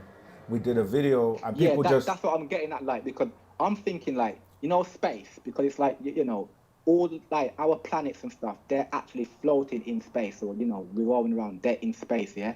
So I'm thinking, like, how were they birthed? Is it like the universe, or is it space that makes decisions? Like, that's what I was asking you about, like the willpower and stuff. Is it space as a willpower that like makes a decision to like make something, develop something? Is that why, like, I'm not talking about like just planet Earth, because obviously, like you said, ETs come from outside. So if they come from outside, it's space that they come from, whether they're living on a different planet or not. And how are they created? Is it just like the universe just like, you know, like makes things like and then, you know, we're just developed from them? I Or get is it you. like Yeah, so the planet is alive, right?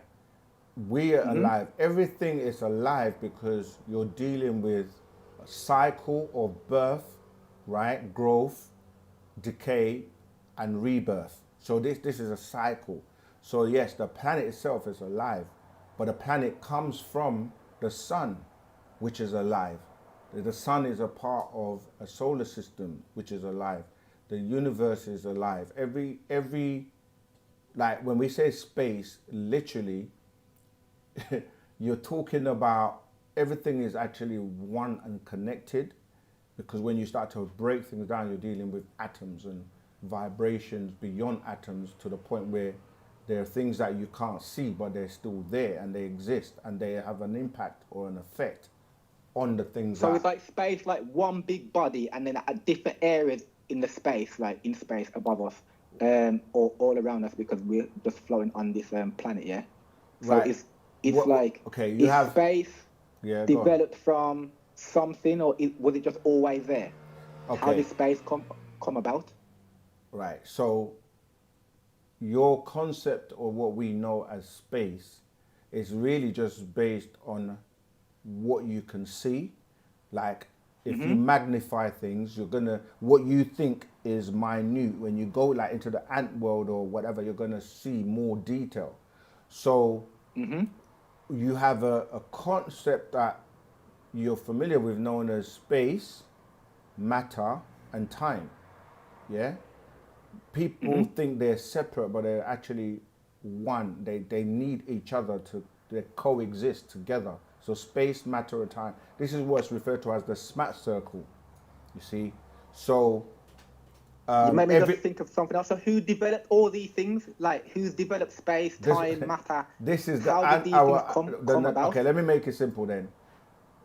The more you Oh, develop, just, sorry about this too. Is remember, I'm a bit naive with things, so that's why I ask you lots of questions, because you know. I know, a but you lot have more to than give me myself. time to actually answer Based them. on where I am, You're I do not apologize. letting But me yeah, I wanna finish. learn, so You're thank you. you're not giving me enough time to actually answer the question. So I'm trying to explain to you that the best, like you're in a dimension that is governed by time, matter, and space. Yeah.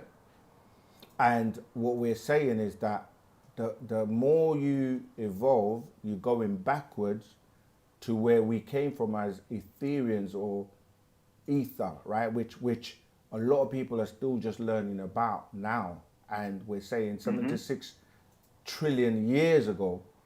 And to comprehend that magnitude of what you're calling time, trillions, not millions or billions, right? 76 trillion years ago, we were in air pockets. And this is what we're calling now ether, yeah? So those beings are the ones that are responsible for everything that you are conceiving in terms of how things work. Galaxies and universes are actually created by these beings that are elemental beings. You see, so when they manifest it or come, so it's like you're trying to comprehend things that you haven't evolved mentally to be able to comprehend. That's why when you read the Holy Tablets, the Master Teacher says, I'm going to take you to a time period beyond what you have the capability or the ability to comprehend. And then he tries to explain to us these beings that we're calling the Tharu, that are the ones that set the chain of existence in motion and created life and seeded, you know what I mean, planets and so on and so forth. So is this what people are calling deities? Yeah, but the thing is now people are calling, that's who they're calling deities really. Those are the real deities. But when beings of lesser degree came from that state and became flesh beings, see, even like saying flesh beings, most people can't really comprehend or grasp beings that are not flesh. Yeah. You see what I'm saying? It's because that's all we know, isn't it? Exactly. So these are the same beings that they slow down their vibration, their intelligence, their everything to come here so that they can relate to you, so you can relate to them. But in time, people start to look at them with the abilities they have and call them prophets, call them angels, call them gods, and call them all these names, because some of them, like, for example, we read in Genesis that the sons of God came down and had sex with the daughters of men and produced children. These became your demigods because they have the abilities from both sides, you see. So those demigods were like developed from our like ancestors that were in the air pockets, like, you know, like gases that you've mentioned, the 9 ether beings. Right. So they were developed from them. The nine ether beings were responsible for creating sub-supreme beings. So you have beings of the green light that produced beings of the amber light, and then those beings, that's what I'm saying, you'll have to go and read like the Holy Tablets for this, where he's explaining that the lesser beings then like slow their vibrations and then personified. And then you got today, people are terming this good and bad, agreeable, disagreeable, or positive and negative. But originally there was balance and order, and there still is balance and order within the universe and within what they have put in place. But the chaos comes when you have an imbalancement, or you allow the beings that are disagreeable to, like they've done on the planet, to make things that are that sounds like a human's body, where if you're balanced, then you don't have diseases and stuff like that. Exactly. If you're unbalanced, then you're going to have diseases and certain things that take you over, make you sick, that sort of thing. Exactly. Sounds like a bit like that. Exactly. Okay. And that's what's happening, where people are now plaguing their body with things that are not good for them, things that, like, people are, you know, eating flesh. Flesh is not really something you should be consuming, but obviously over time, over many, many years, you adapt based on the things you're putting into your body and the composition. And so, and then you start to lose or forget who you really are as a divine or supreme being. So now you have to reverse that by getting the right diet, right nutrients, right exercise, right, you know, you have to get the right information. So it seems like to kind we of were go in back. like a state before where things were balanced, and then obviously something or someone or something is like made us go the wrong way, basically. Yeah, Why that's things are like exactly what's this. happened. And Seems now like- the time has come for you to wake up. Those Yeah. who actually want to wake up, and they may think this information is crazy, but there are those who it's already in your DNA. It's already something you can resonate with. It doesn't sound crazy to you. It doesn't sound spooky. Extraterrestrial don't frighten you. I get you. You know what I mean? So, but yeah, I'm gonna have to move on. Yeah, I'm We've going got to jump off loads of still because questions. I've asked enough questions still. But yeah, thanks Yeah. again, brother. Thank you very much. You're Okay. very, very welcome. All right, then, one. Wadu. Pharaoh Halo, I see some info at the side saying the interview will change the world. 12/12/2025. Is it an interview with? That's what we're saying. Just look out for that date. You know, we always raise the bar. We always take it further. We always give you more. And for those who have subscribed, you're gonna get it first. So tune in and just be patient. Be patient and wait. You'll see what we're talking about. But yeah, it's coming. And that's why you have that promo. All right. Yeah, so I see some info at the side saying this interview will change the world. Okay, yeah, look out for that. Let's keep going. How about TikTok doing? Are we good? No questions. No questions, all right. Just checking in. But stay tuned.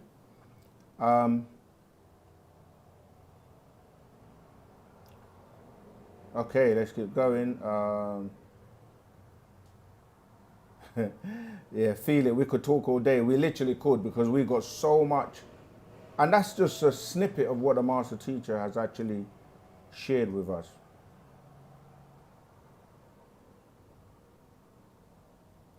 One word a day. Rahubat, what is your thoughts on Uranus going into the house of Gemini 2026? I don't know where the source of that information is coming from. We've got another live caller. Greetings, Rahubat. What's your name, where you calling from, and what's your question, please? It keeps ending it straight away. Okay, it's coming back again. It's the connection. Rahubat. Hello. Yeah, greetings, Rahubat. What's your name, where you calling from, and what's your question, please? Greetings. Greetings. My name is Kerith Muir from Jamaica. Yes, I remember you. Your voice sounds very familiar. Rahubat, how you doing? I'm good. Okay, what's your question for today? Okay, I was thinking that since you told us that Dr. York Malachi Z is he's from another world, so, and since he is a Negroid person, does that mean that there are Negroid extraterrestrials that are governing, or I should phrase it this way, are there Negroid extraterrestrials that are monitoring our planet and our world? Yes. Okay, so, and their plan is to come and advance us, am I correct? They're already doing that, because one is here advancing us by way of Wu-Sabat and this affirmation into information that you're supposed to be studying so that it will advance you.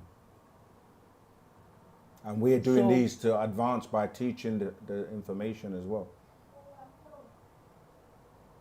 So can you tell me, these Negroid beings that are monitoring us and our planet, do they have anything to do with the God of the Bible?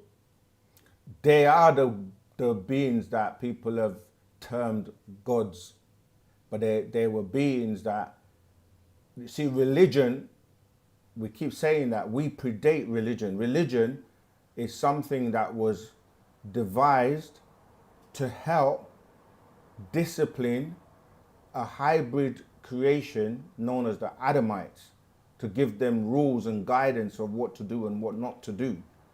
And we, as the original beings on this planet, had no need for religion, because we are the reality of nature that became worshipped because of our abilities.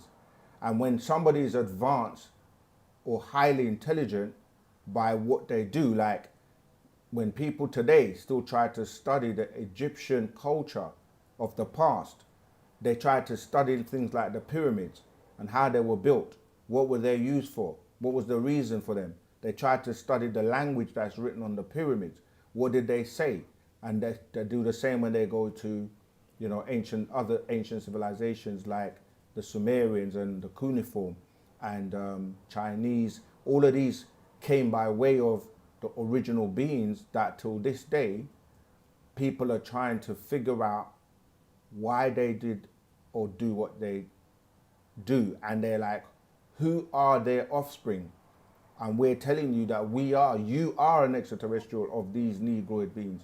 You know, we are descendants of these beings, and one has come amongst us, telling us and giving us back our original knowledge, right? Of how we did all of these things and how we can regain and be these supreme beings that we are supposed to be after being, you know, bamboozled and given religion, and everything got turned back to front because you forgot who you were by way of spells that were cast on you 6,000 years ago, right? By these beings that had taken rulership for the last 6,000 years, or they were given rulership, shall I say. And now that time has expired. Now that amnesia or that forgetfulness, the ignorance of being on the sixth ether is being lifted. The spell is being lifted. So now you're starting to remember who you are. And the more information you get to explain things that no one else is able to explain, that religion cannot explain, you're getting to know that religion was really something that was devised to help these beings that were, you know, grafted, and they didn't really have much knowledge or information, so they were given this. But now people are using religion as if that's the most important or highest information, but they can't break down and give you answers when you start to ask about who these gods are, where do they come from, where you going when you know what I mean, cross over, or what people call when you die, and questions about the spiritual world, questions about death, question about life and why you're here. All these questions, you know, are being answered by way of Wu-Sabat. That's why we say, ask us anything, because you need to know the information. It's like having these phones, these devices, but you don't have no apps or no information to make the device function and be useful. So you are that device, but you don't have the apps or the information, and your programs that you're running are religion, and these monotheistic religion or lesser information that is not making you operate at your optimal performance. Does that make sense? So yes, but so since these beings don't operate under the restriction of religion, so do they believe that everyone has the right to believe in their own philosophy? That question is very, very confusing, and that's what we're talking about, six ether forces. You don't have a need to believe if you know, because belief means like accepting something that you cannot prove or do not know. When you know something, you don't need to believe because you know. Knowledge is much more, you know, important than belief. And beliefs, anybody can believe anything and have any opinion, but that's not the best information or way for you to live. So yes, anybody has the choice to believe, but why believe when you can know? Yes. So one last question. So you said that these beings will help us to receive back our barythoric gland if we're worthy of it. Yes. So what I'm wondering is, okay, like in the Bible, I'm not saying to you that you must think that these stories are actually literal, but I'm just drawing a reference. So in the Bible, it said that Christ was able to simply touch someone and they would be healed Yes. physically of any ailments that they have. And also, the Lord turned Nebuchadnezzar into a beast-like form to where he started eating grass for 7 years as if he were like the cattle. So all those things in the Bible suggest to me that there are beings and entities that can change your physiology without even touching you. So these beings, these Negroid beings that are here to help us and advance us, could they regrow our barytheric gland without actually operating on us, without even touching us? Yes. But again, this is what I'm saying, like the confusion of, I know you're making inference so that we can address the question, but when we keep saying believe and getting caught up in the Bible and what the Bible says, you said it, you may not think it's literal, but there are things in the Bible that are literal. There are things in the Bible that are symbolic. There are things in the Bible that are allegory, you see. So it depends on what we're talking about. And without a specific quote to read it, some people will hear things and it becomes hearsay and they add things to what the actual quote or whatever is saying. This is why we say we have to read it, break it down in the language that it was taken from, know what we're talking about. But yes, absolutely. Sound healing, the ability to, this what we were saying, that when you're talking about psychometry, right, and you're talking about the ability to touch and heal people, that's healing. People are doing things called Reiki and stuff like that, which is dealing with understanding the flow of energy in your body. Like you can see that you have meridians or you have many parts of your body. Like it's about understanding the flow of energy. It's about the centers, the people call, you know, like the chakras, and there's a lot to it. So you can heal people by just touching them. Mainly people that have, they're quite hot, like their bodies are generally very warm or hot. Those are healers, but they have to know how to use these abilities, you see. So yes, when you do receive your barytheric gland, if you are fortunate enough to raise yourself to that, because everyone wants the powers, right? But you have to work, you have to do work to turn yourself inside out so that you're dealing with more of your, what we call your real being, the real you. And then you get those types of powers like healing, touching people. Most of what people call in miracles in the Bible are just, you know, sciences and knowledge that, you know, people knew about. Supernatural science. Yeah, and you were taught this in ancient Egypt, like alchemy or all these kind of things. Okay, was that the last question or? Okay, so the last thing that I'm really going to ask is,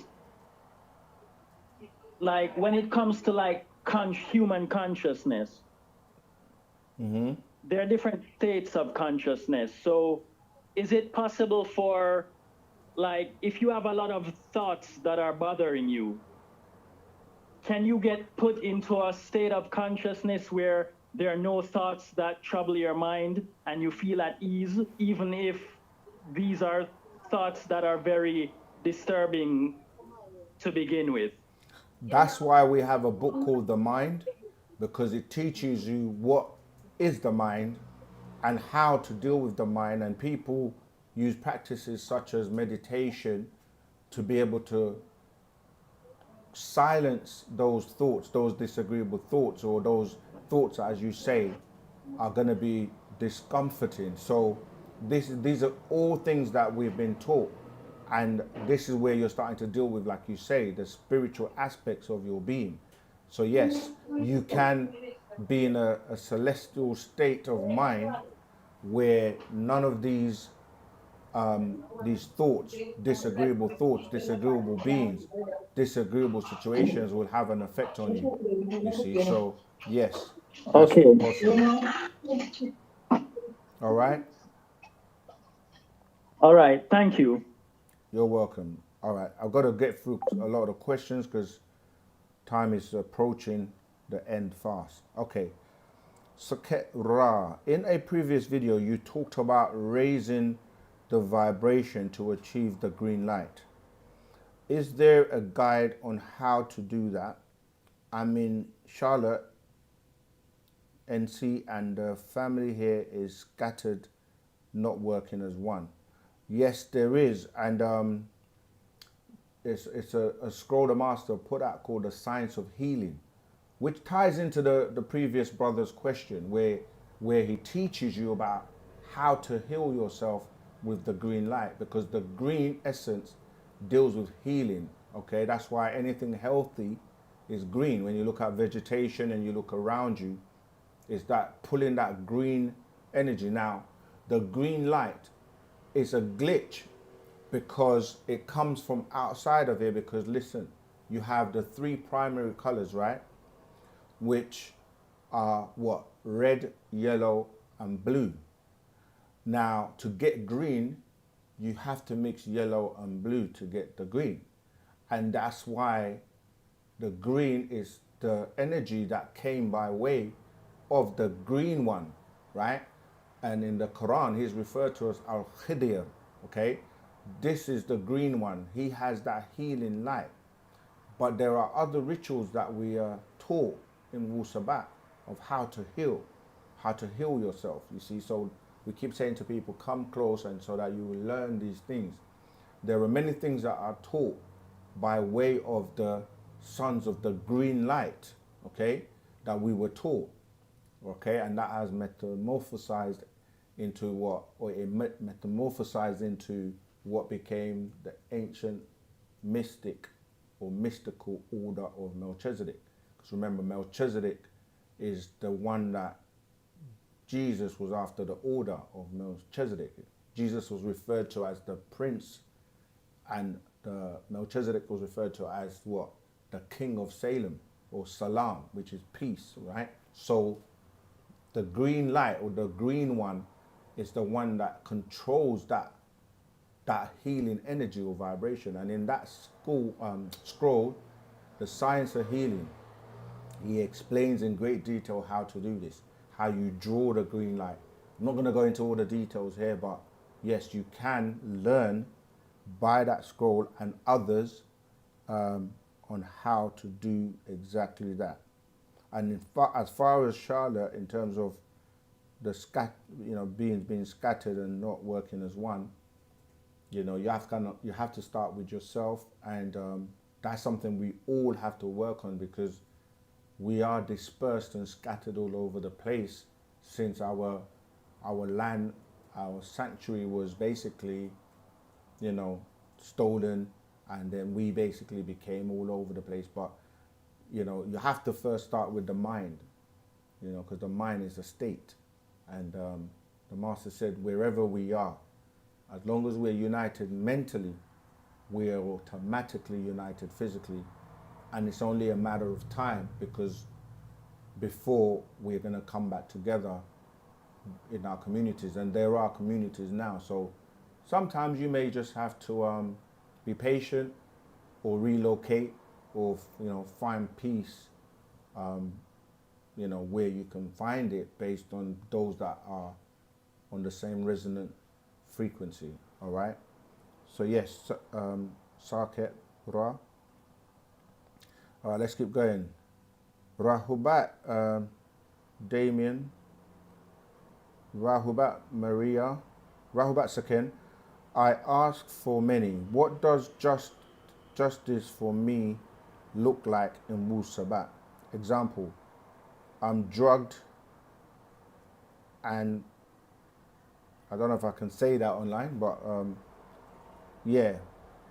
I guess I could say that. I'm drugged and raped by a parent repeatedly. I'm bullied, ridiculed, brutalized at school.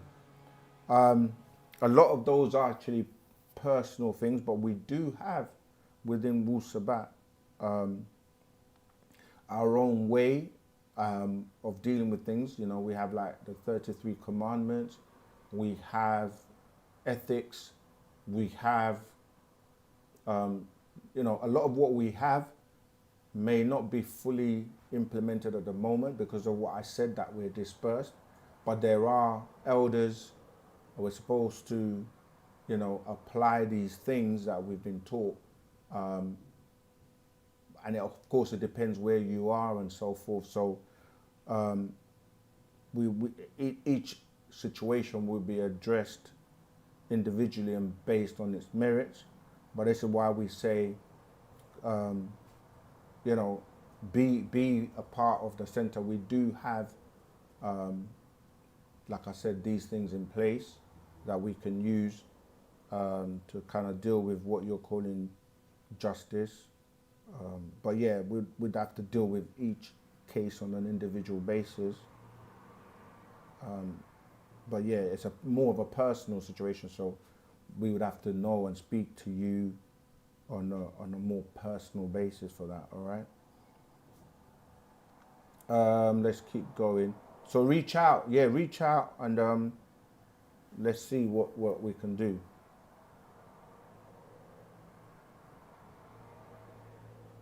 Class conversation. I never understood why we aren't classified by species like animals. Take cats for example, from the lion to domesticated house cats, all cats, but very different. Same with people, different hues.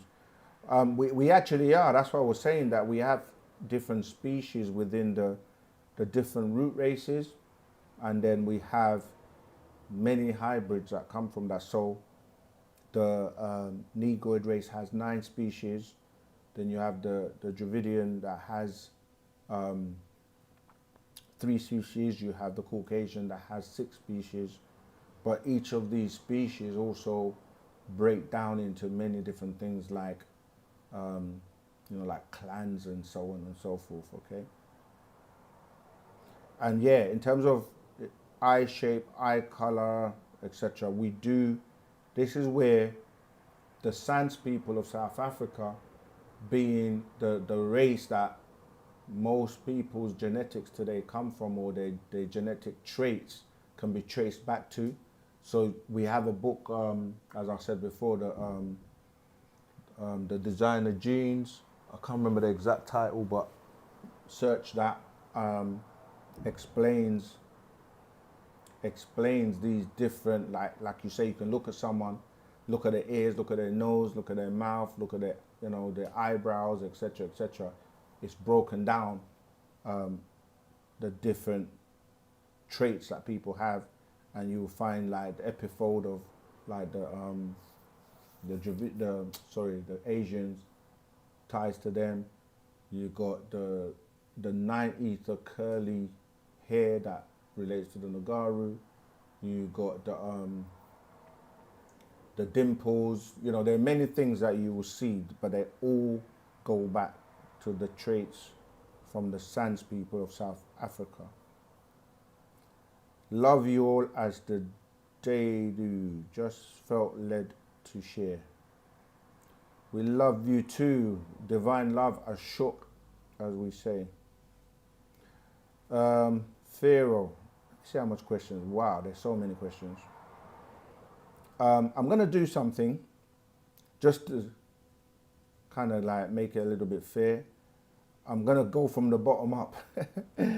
Are we created from the Adamites of before them, and was it Halal or Tahuti in the garden with Adam and Eve?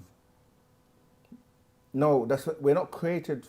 I mean, there are different Adams, as in the different experiments that took place when we were talking about, say, the Ogdoads, right? Where you have, you know, Amun, Amunet, Nun, Nunet, Het, Het, Ket, and Kiket. And then from them you get the 9 Enneads and so forth. So, yes, we do have some of us genetically linked with, you know, the Anunnaki, in terms of Enlil and Enki, in terms that Enki went to Africa and he took wives and mixed in with those descendants from Africa. So some beings have the bloodline and, you know, to link to these Anunnakis, and others don't. All right, so but not the Adamites. We're not created from the Adamites of 6,000 years ago. And if you want to know more about who was in the garden with Adam and Eve, there's a scroll called Genesis chapter 3, deals with who was in the garden. I mean, I don't want to go too much into that, but you're dealing with the being known as Ningishzida, okay? But yeah, there's more detail to that. Let me keep going. Someone was just confirming that, yeah, they deal with the healing as Reiki Master. Okay, Congress 3. Rahbat Moisa, in a Credo Mutwa origin story, some hermaphrodites were converted to separated into males or females. Who were these people, and are some people today related? Again, I don't know exactly what he was saying. I know he teaches a lot as you know, the information from the Dogons by way of Nomo. But yeah, in terms of them, there's a book called Existence, How and Why that teaches, and I think is that actual fact, about the hermaphrodites and hermaphrodites, but I don't recall anything about the master teaching us about them being separated into male or female, because by way of being a hermaphrodite or hermaphrodite, when you hear the words, it's a her morphing, yeah, let's say her morphing into a he, or hermaphrodite, he morphing or transforming into a her. So in that respect, I can see where that's coming from, but I don't want to give information that I don't have any reference to by way of Parnabat. Then go ahead. I've got a question where you're going to have to say it for the mic, yeah? Okay. Is there any significance with Malachi being sentenced to 135 years because 1 + 3 + 5 = 9, which is the highest number? Yeah, I worked that out years ago. So the question is there any significance to Malachi being sentenced to 135 years, which adds up to 9 when you add 1 + 3 + 5? Okay, so yeah, being a 9 ether being the 9th, because the number 9 is the highest number, you could kind of like look at that, because sometimes we have to use our abilities to reason as well. Yeah, so I mean, there's nothing specifically broken down about that, but yeah, we don't see that as a coincidence, you see. So yeah, we'll have to ask that question, stay in tune, and we will get more information on that one. Kaiser, he says, Rahobat Saken, can we have a breakdown on the Smithsonian Institute? What does the master teacher Baba say about the Smithsonian Institute? Nothing at the moment, nothing that I know of. I haven't heard anything or know the master teacher to break down anything on the Smithsonian Institute. Perhaps he hasn't, I'm just not aware of it, but I doubt it. But if you know, ask other student teachers, ask in the Telegram group, we can see if we can get further information on that.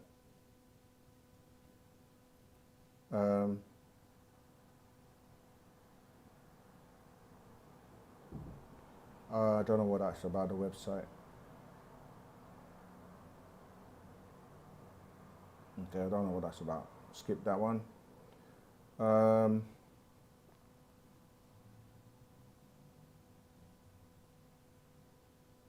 Okay, because I'm reading from the bottom, I'm going to go back to the top, because sometimes there's information at the top that flows to the next part and I'm not catching it. So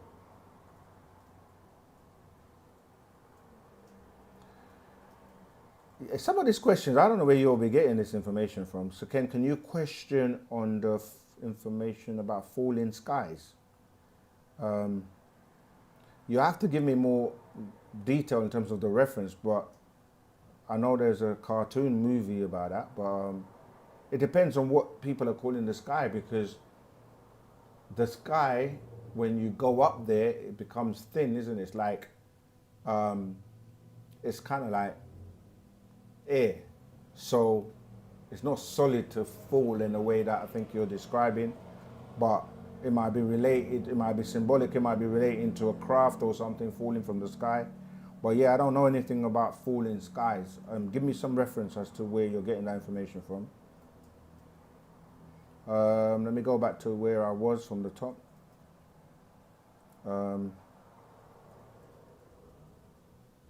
Okay. We covered that already.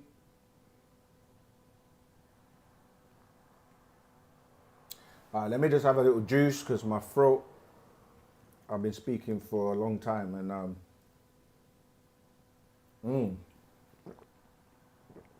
Miss Iris Moss. Unfortunately, if you're not in the UK, you can't get that at the moment, but if you are, go to nashat.co.uk. Very, very refreshing and healthy. Salute to the big brother. Who's that? Okay, yeah, I'm back to where I was before. We covered that, so we're back to, yeah. Okay, cover that. Okay, love you all as, okay, cover that.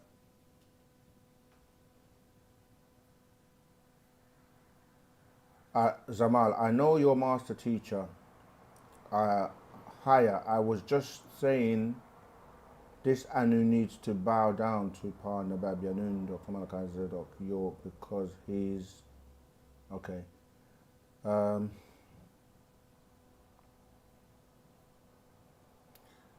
Number one really knows. Oh, no one really knows. That's your name. Can you tell me what are these red, gold, pearl colored and blue orbs that seems to create their own life that has been following me since? That's, you see, again, that's a personal experience. You're saying that these red, gold, pearl colored and blue orbs have been following you since 2004. Yeah, that's your personal experience. I have no idea who or what they are. You have to kind of, I don't know, ask them. And I'm not being cynical. I'm just saying, like, we always explain that many people have many different personal experiences, and sometimes you just have to be patient. And if the master teacher was available to answer questions personally for you, then you will get the answer. But we do know that, you know, many orbs, in terms of dealing with, from 2024, we saw a lot of orbs, and they were being explained as drones, and some were real, and some people were saying they don't behave and act like drones. I'm not sure how or if that relates to your situation. But I watched a movie called The Day the Earth Stood Still. It's an old movie, but I watched it again and I was amazed to see, you know, I don't want to spoil it for those who haven't seen it, but if you haven't, it relates to orbs. Go and watch that again. Very interesting. Right, no BS. Top 5 comparables B. Question, Sir Ken, can you comment on the idea of falling skies? Oh yeah, I've already touched on that. Again, where is that coming from? Like, is this YouTube? Is this social media? Is it a book? Is it someone saying it? Because we haven't taught by way of Wu-Sabat about falling skies. So please give more information. Where can I get the books with The link is in the chat.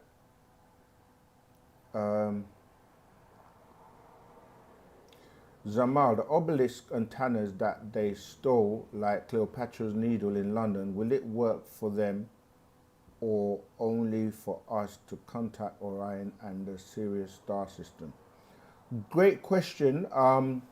Yeah, most of the obelisks that you see around the world were taken from Egypt, and some of them, like the one in Washington D.C., the capital, that's normally a representation of the capital city. Capital obviously deals with money or money, cap, and they were using it. If you read, I think it's 18 plus 1, 18 plus 1, 37 genes of the mitochondria.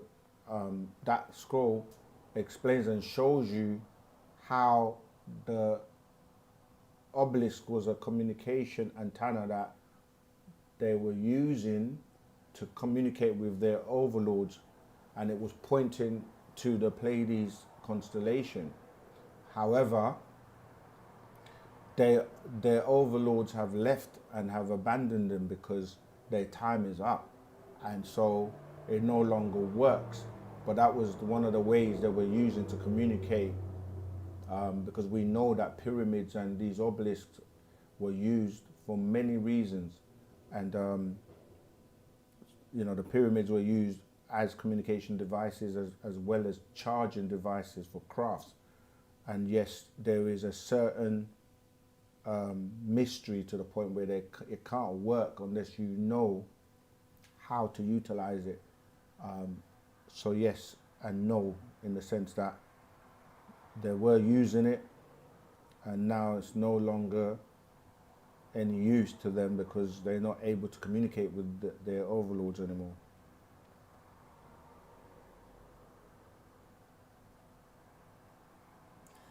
Oh gosh, Rosalind, so Ken, can you speak on the difference between the dolphin and the whale and the shark? A little bit, because we actually only got I think 11 minutes left. So the just like any species, you have agreeable and disagreeable if we want to look at it in terms of their natures. Just like, you know, you have the goat and you have the sheep, right? They're different natures. So when you're looking at the dolphins are genetically more linked to us, because the word dolphin actually translates as womb.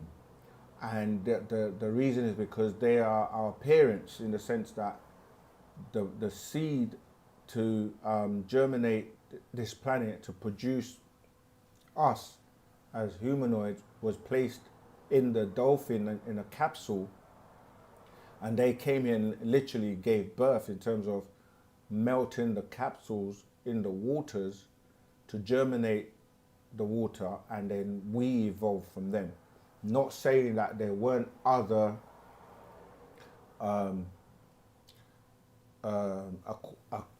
what's the word? Aquatic, yeah, that's the word I'm looking for.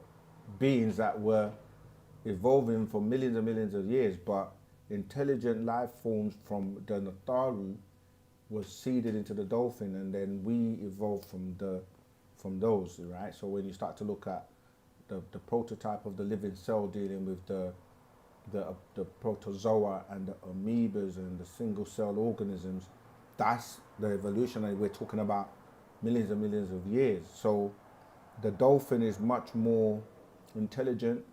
It can communicate. It looks at us like you don't know the secrets of where you come from. You go and see people can touch.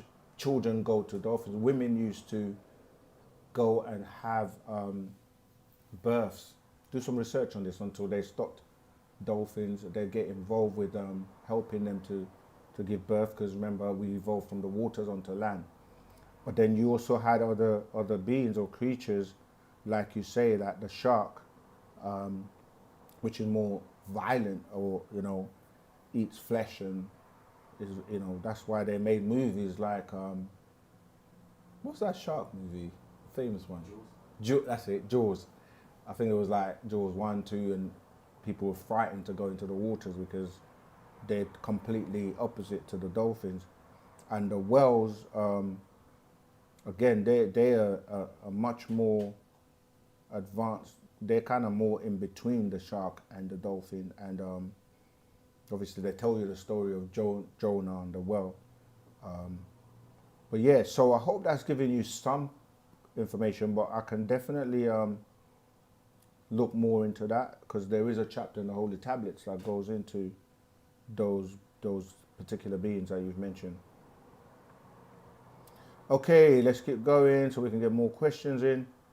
Pharaoh, you've asked 1 million questions today, so let me try and take questions from someone who hasn't, and then we'll come back to yours if we have time. All right. There's 3 at the bottom. Yeah, I see wise words.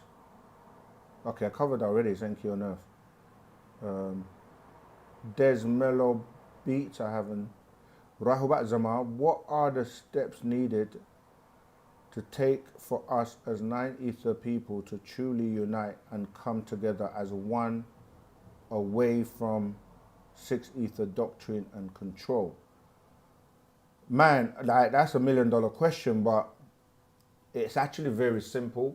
It's about you gathering physically, coming together in the things we're doing, because like we say, reading the books and all of that is great, but action speaks louder than words. Helping, getting involved with the work. People don't even take the time to ask, okay, what are you guys working on? What are you struggling with? Or what do you need help with? How can I help? And that help can come in many forms. Helping at the stores, teaching, supporting projects. We have our Project 100 that we're working on, which is helping to rebuild, because people say, we talk about the injustice for the master teacher. Like, there are people that have been listening to us and have been hearing the plight over and over and over again. And sometimes you ask them, have you ever helped, contributed in any way by giving a free will offering, even like $10 or whatever? Have you said, let me help, just from your own like love and the shock of an injustice that's happened to someone? And sometimes people just they've never thought about it. They're just like, wow, these guys are doing great works. We're trying to build a studio. We're the legal needs support. And just go on the website, UnitedSabiansWorldwide.com, click on Free Dr. York and help. And go to any store that you're close to, ask them, what can we do to help?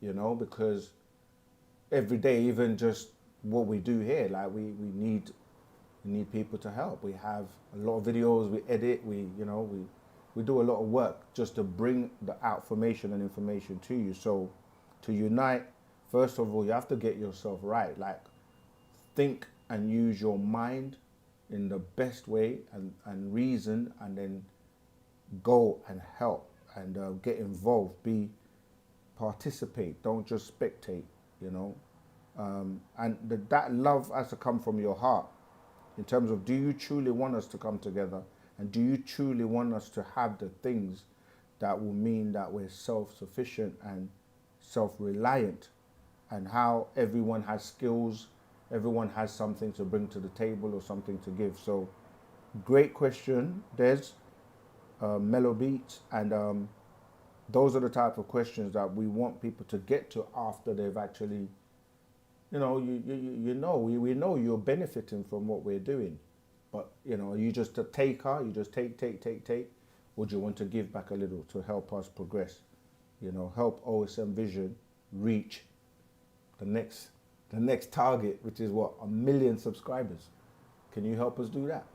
There must be skills you have, things you can share the videos, you can repurpose the videos, as long as you make sure that you keep OSM Vision, in the links, and comment, share, like, subscribe, hit that notification bell, and that will help us.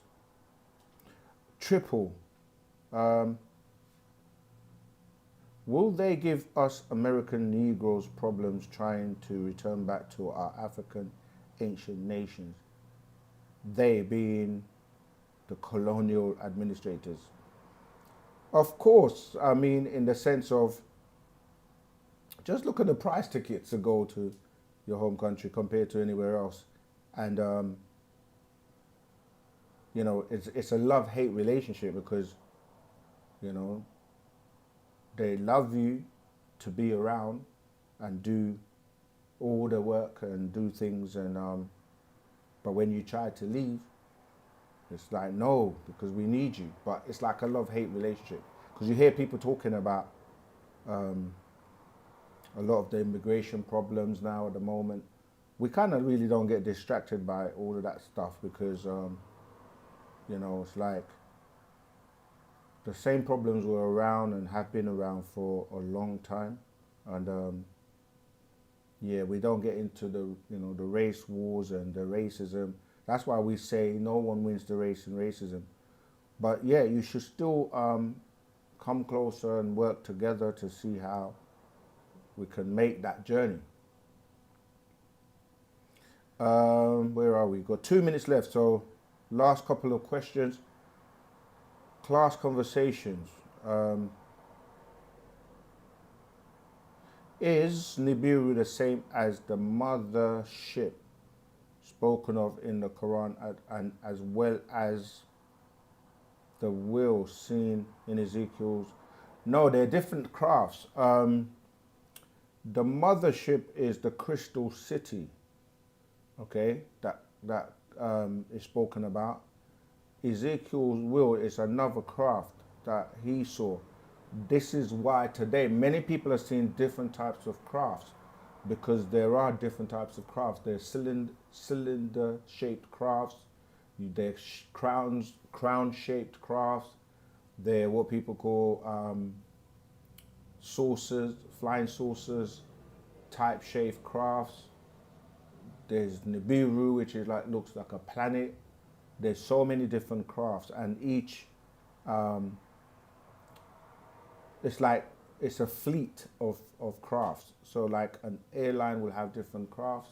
It's the same when you're dealing with Nibiru. There are different Nibirus, or many crafts called a Nibiru, that come out of the bigger one, or the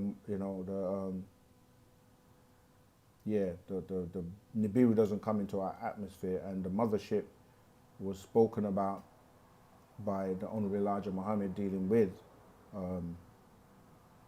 the crystal city, which is spoken about in the books of Revelation 21, I believe.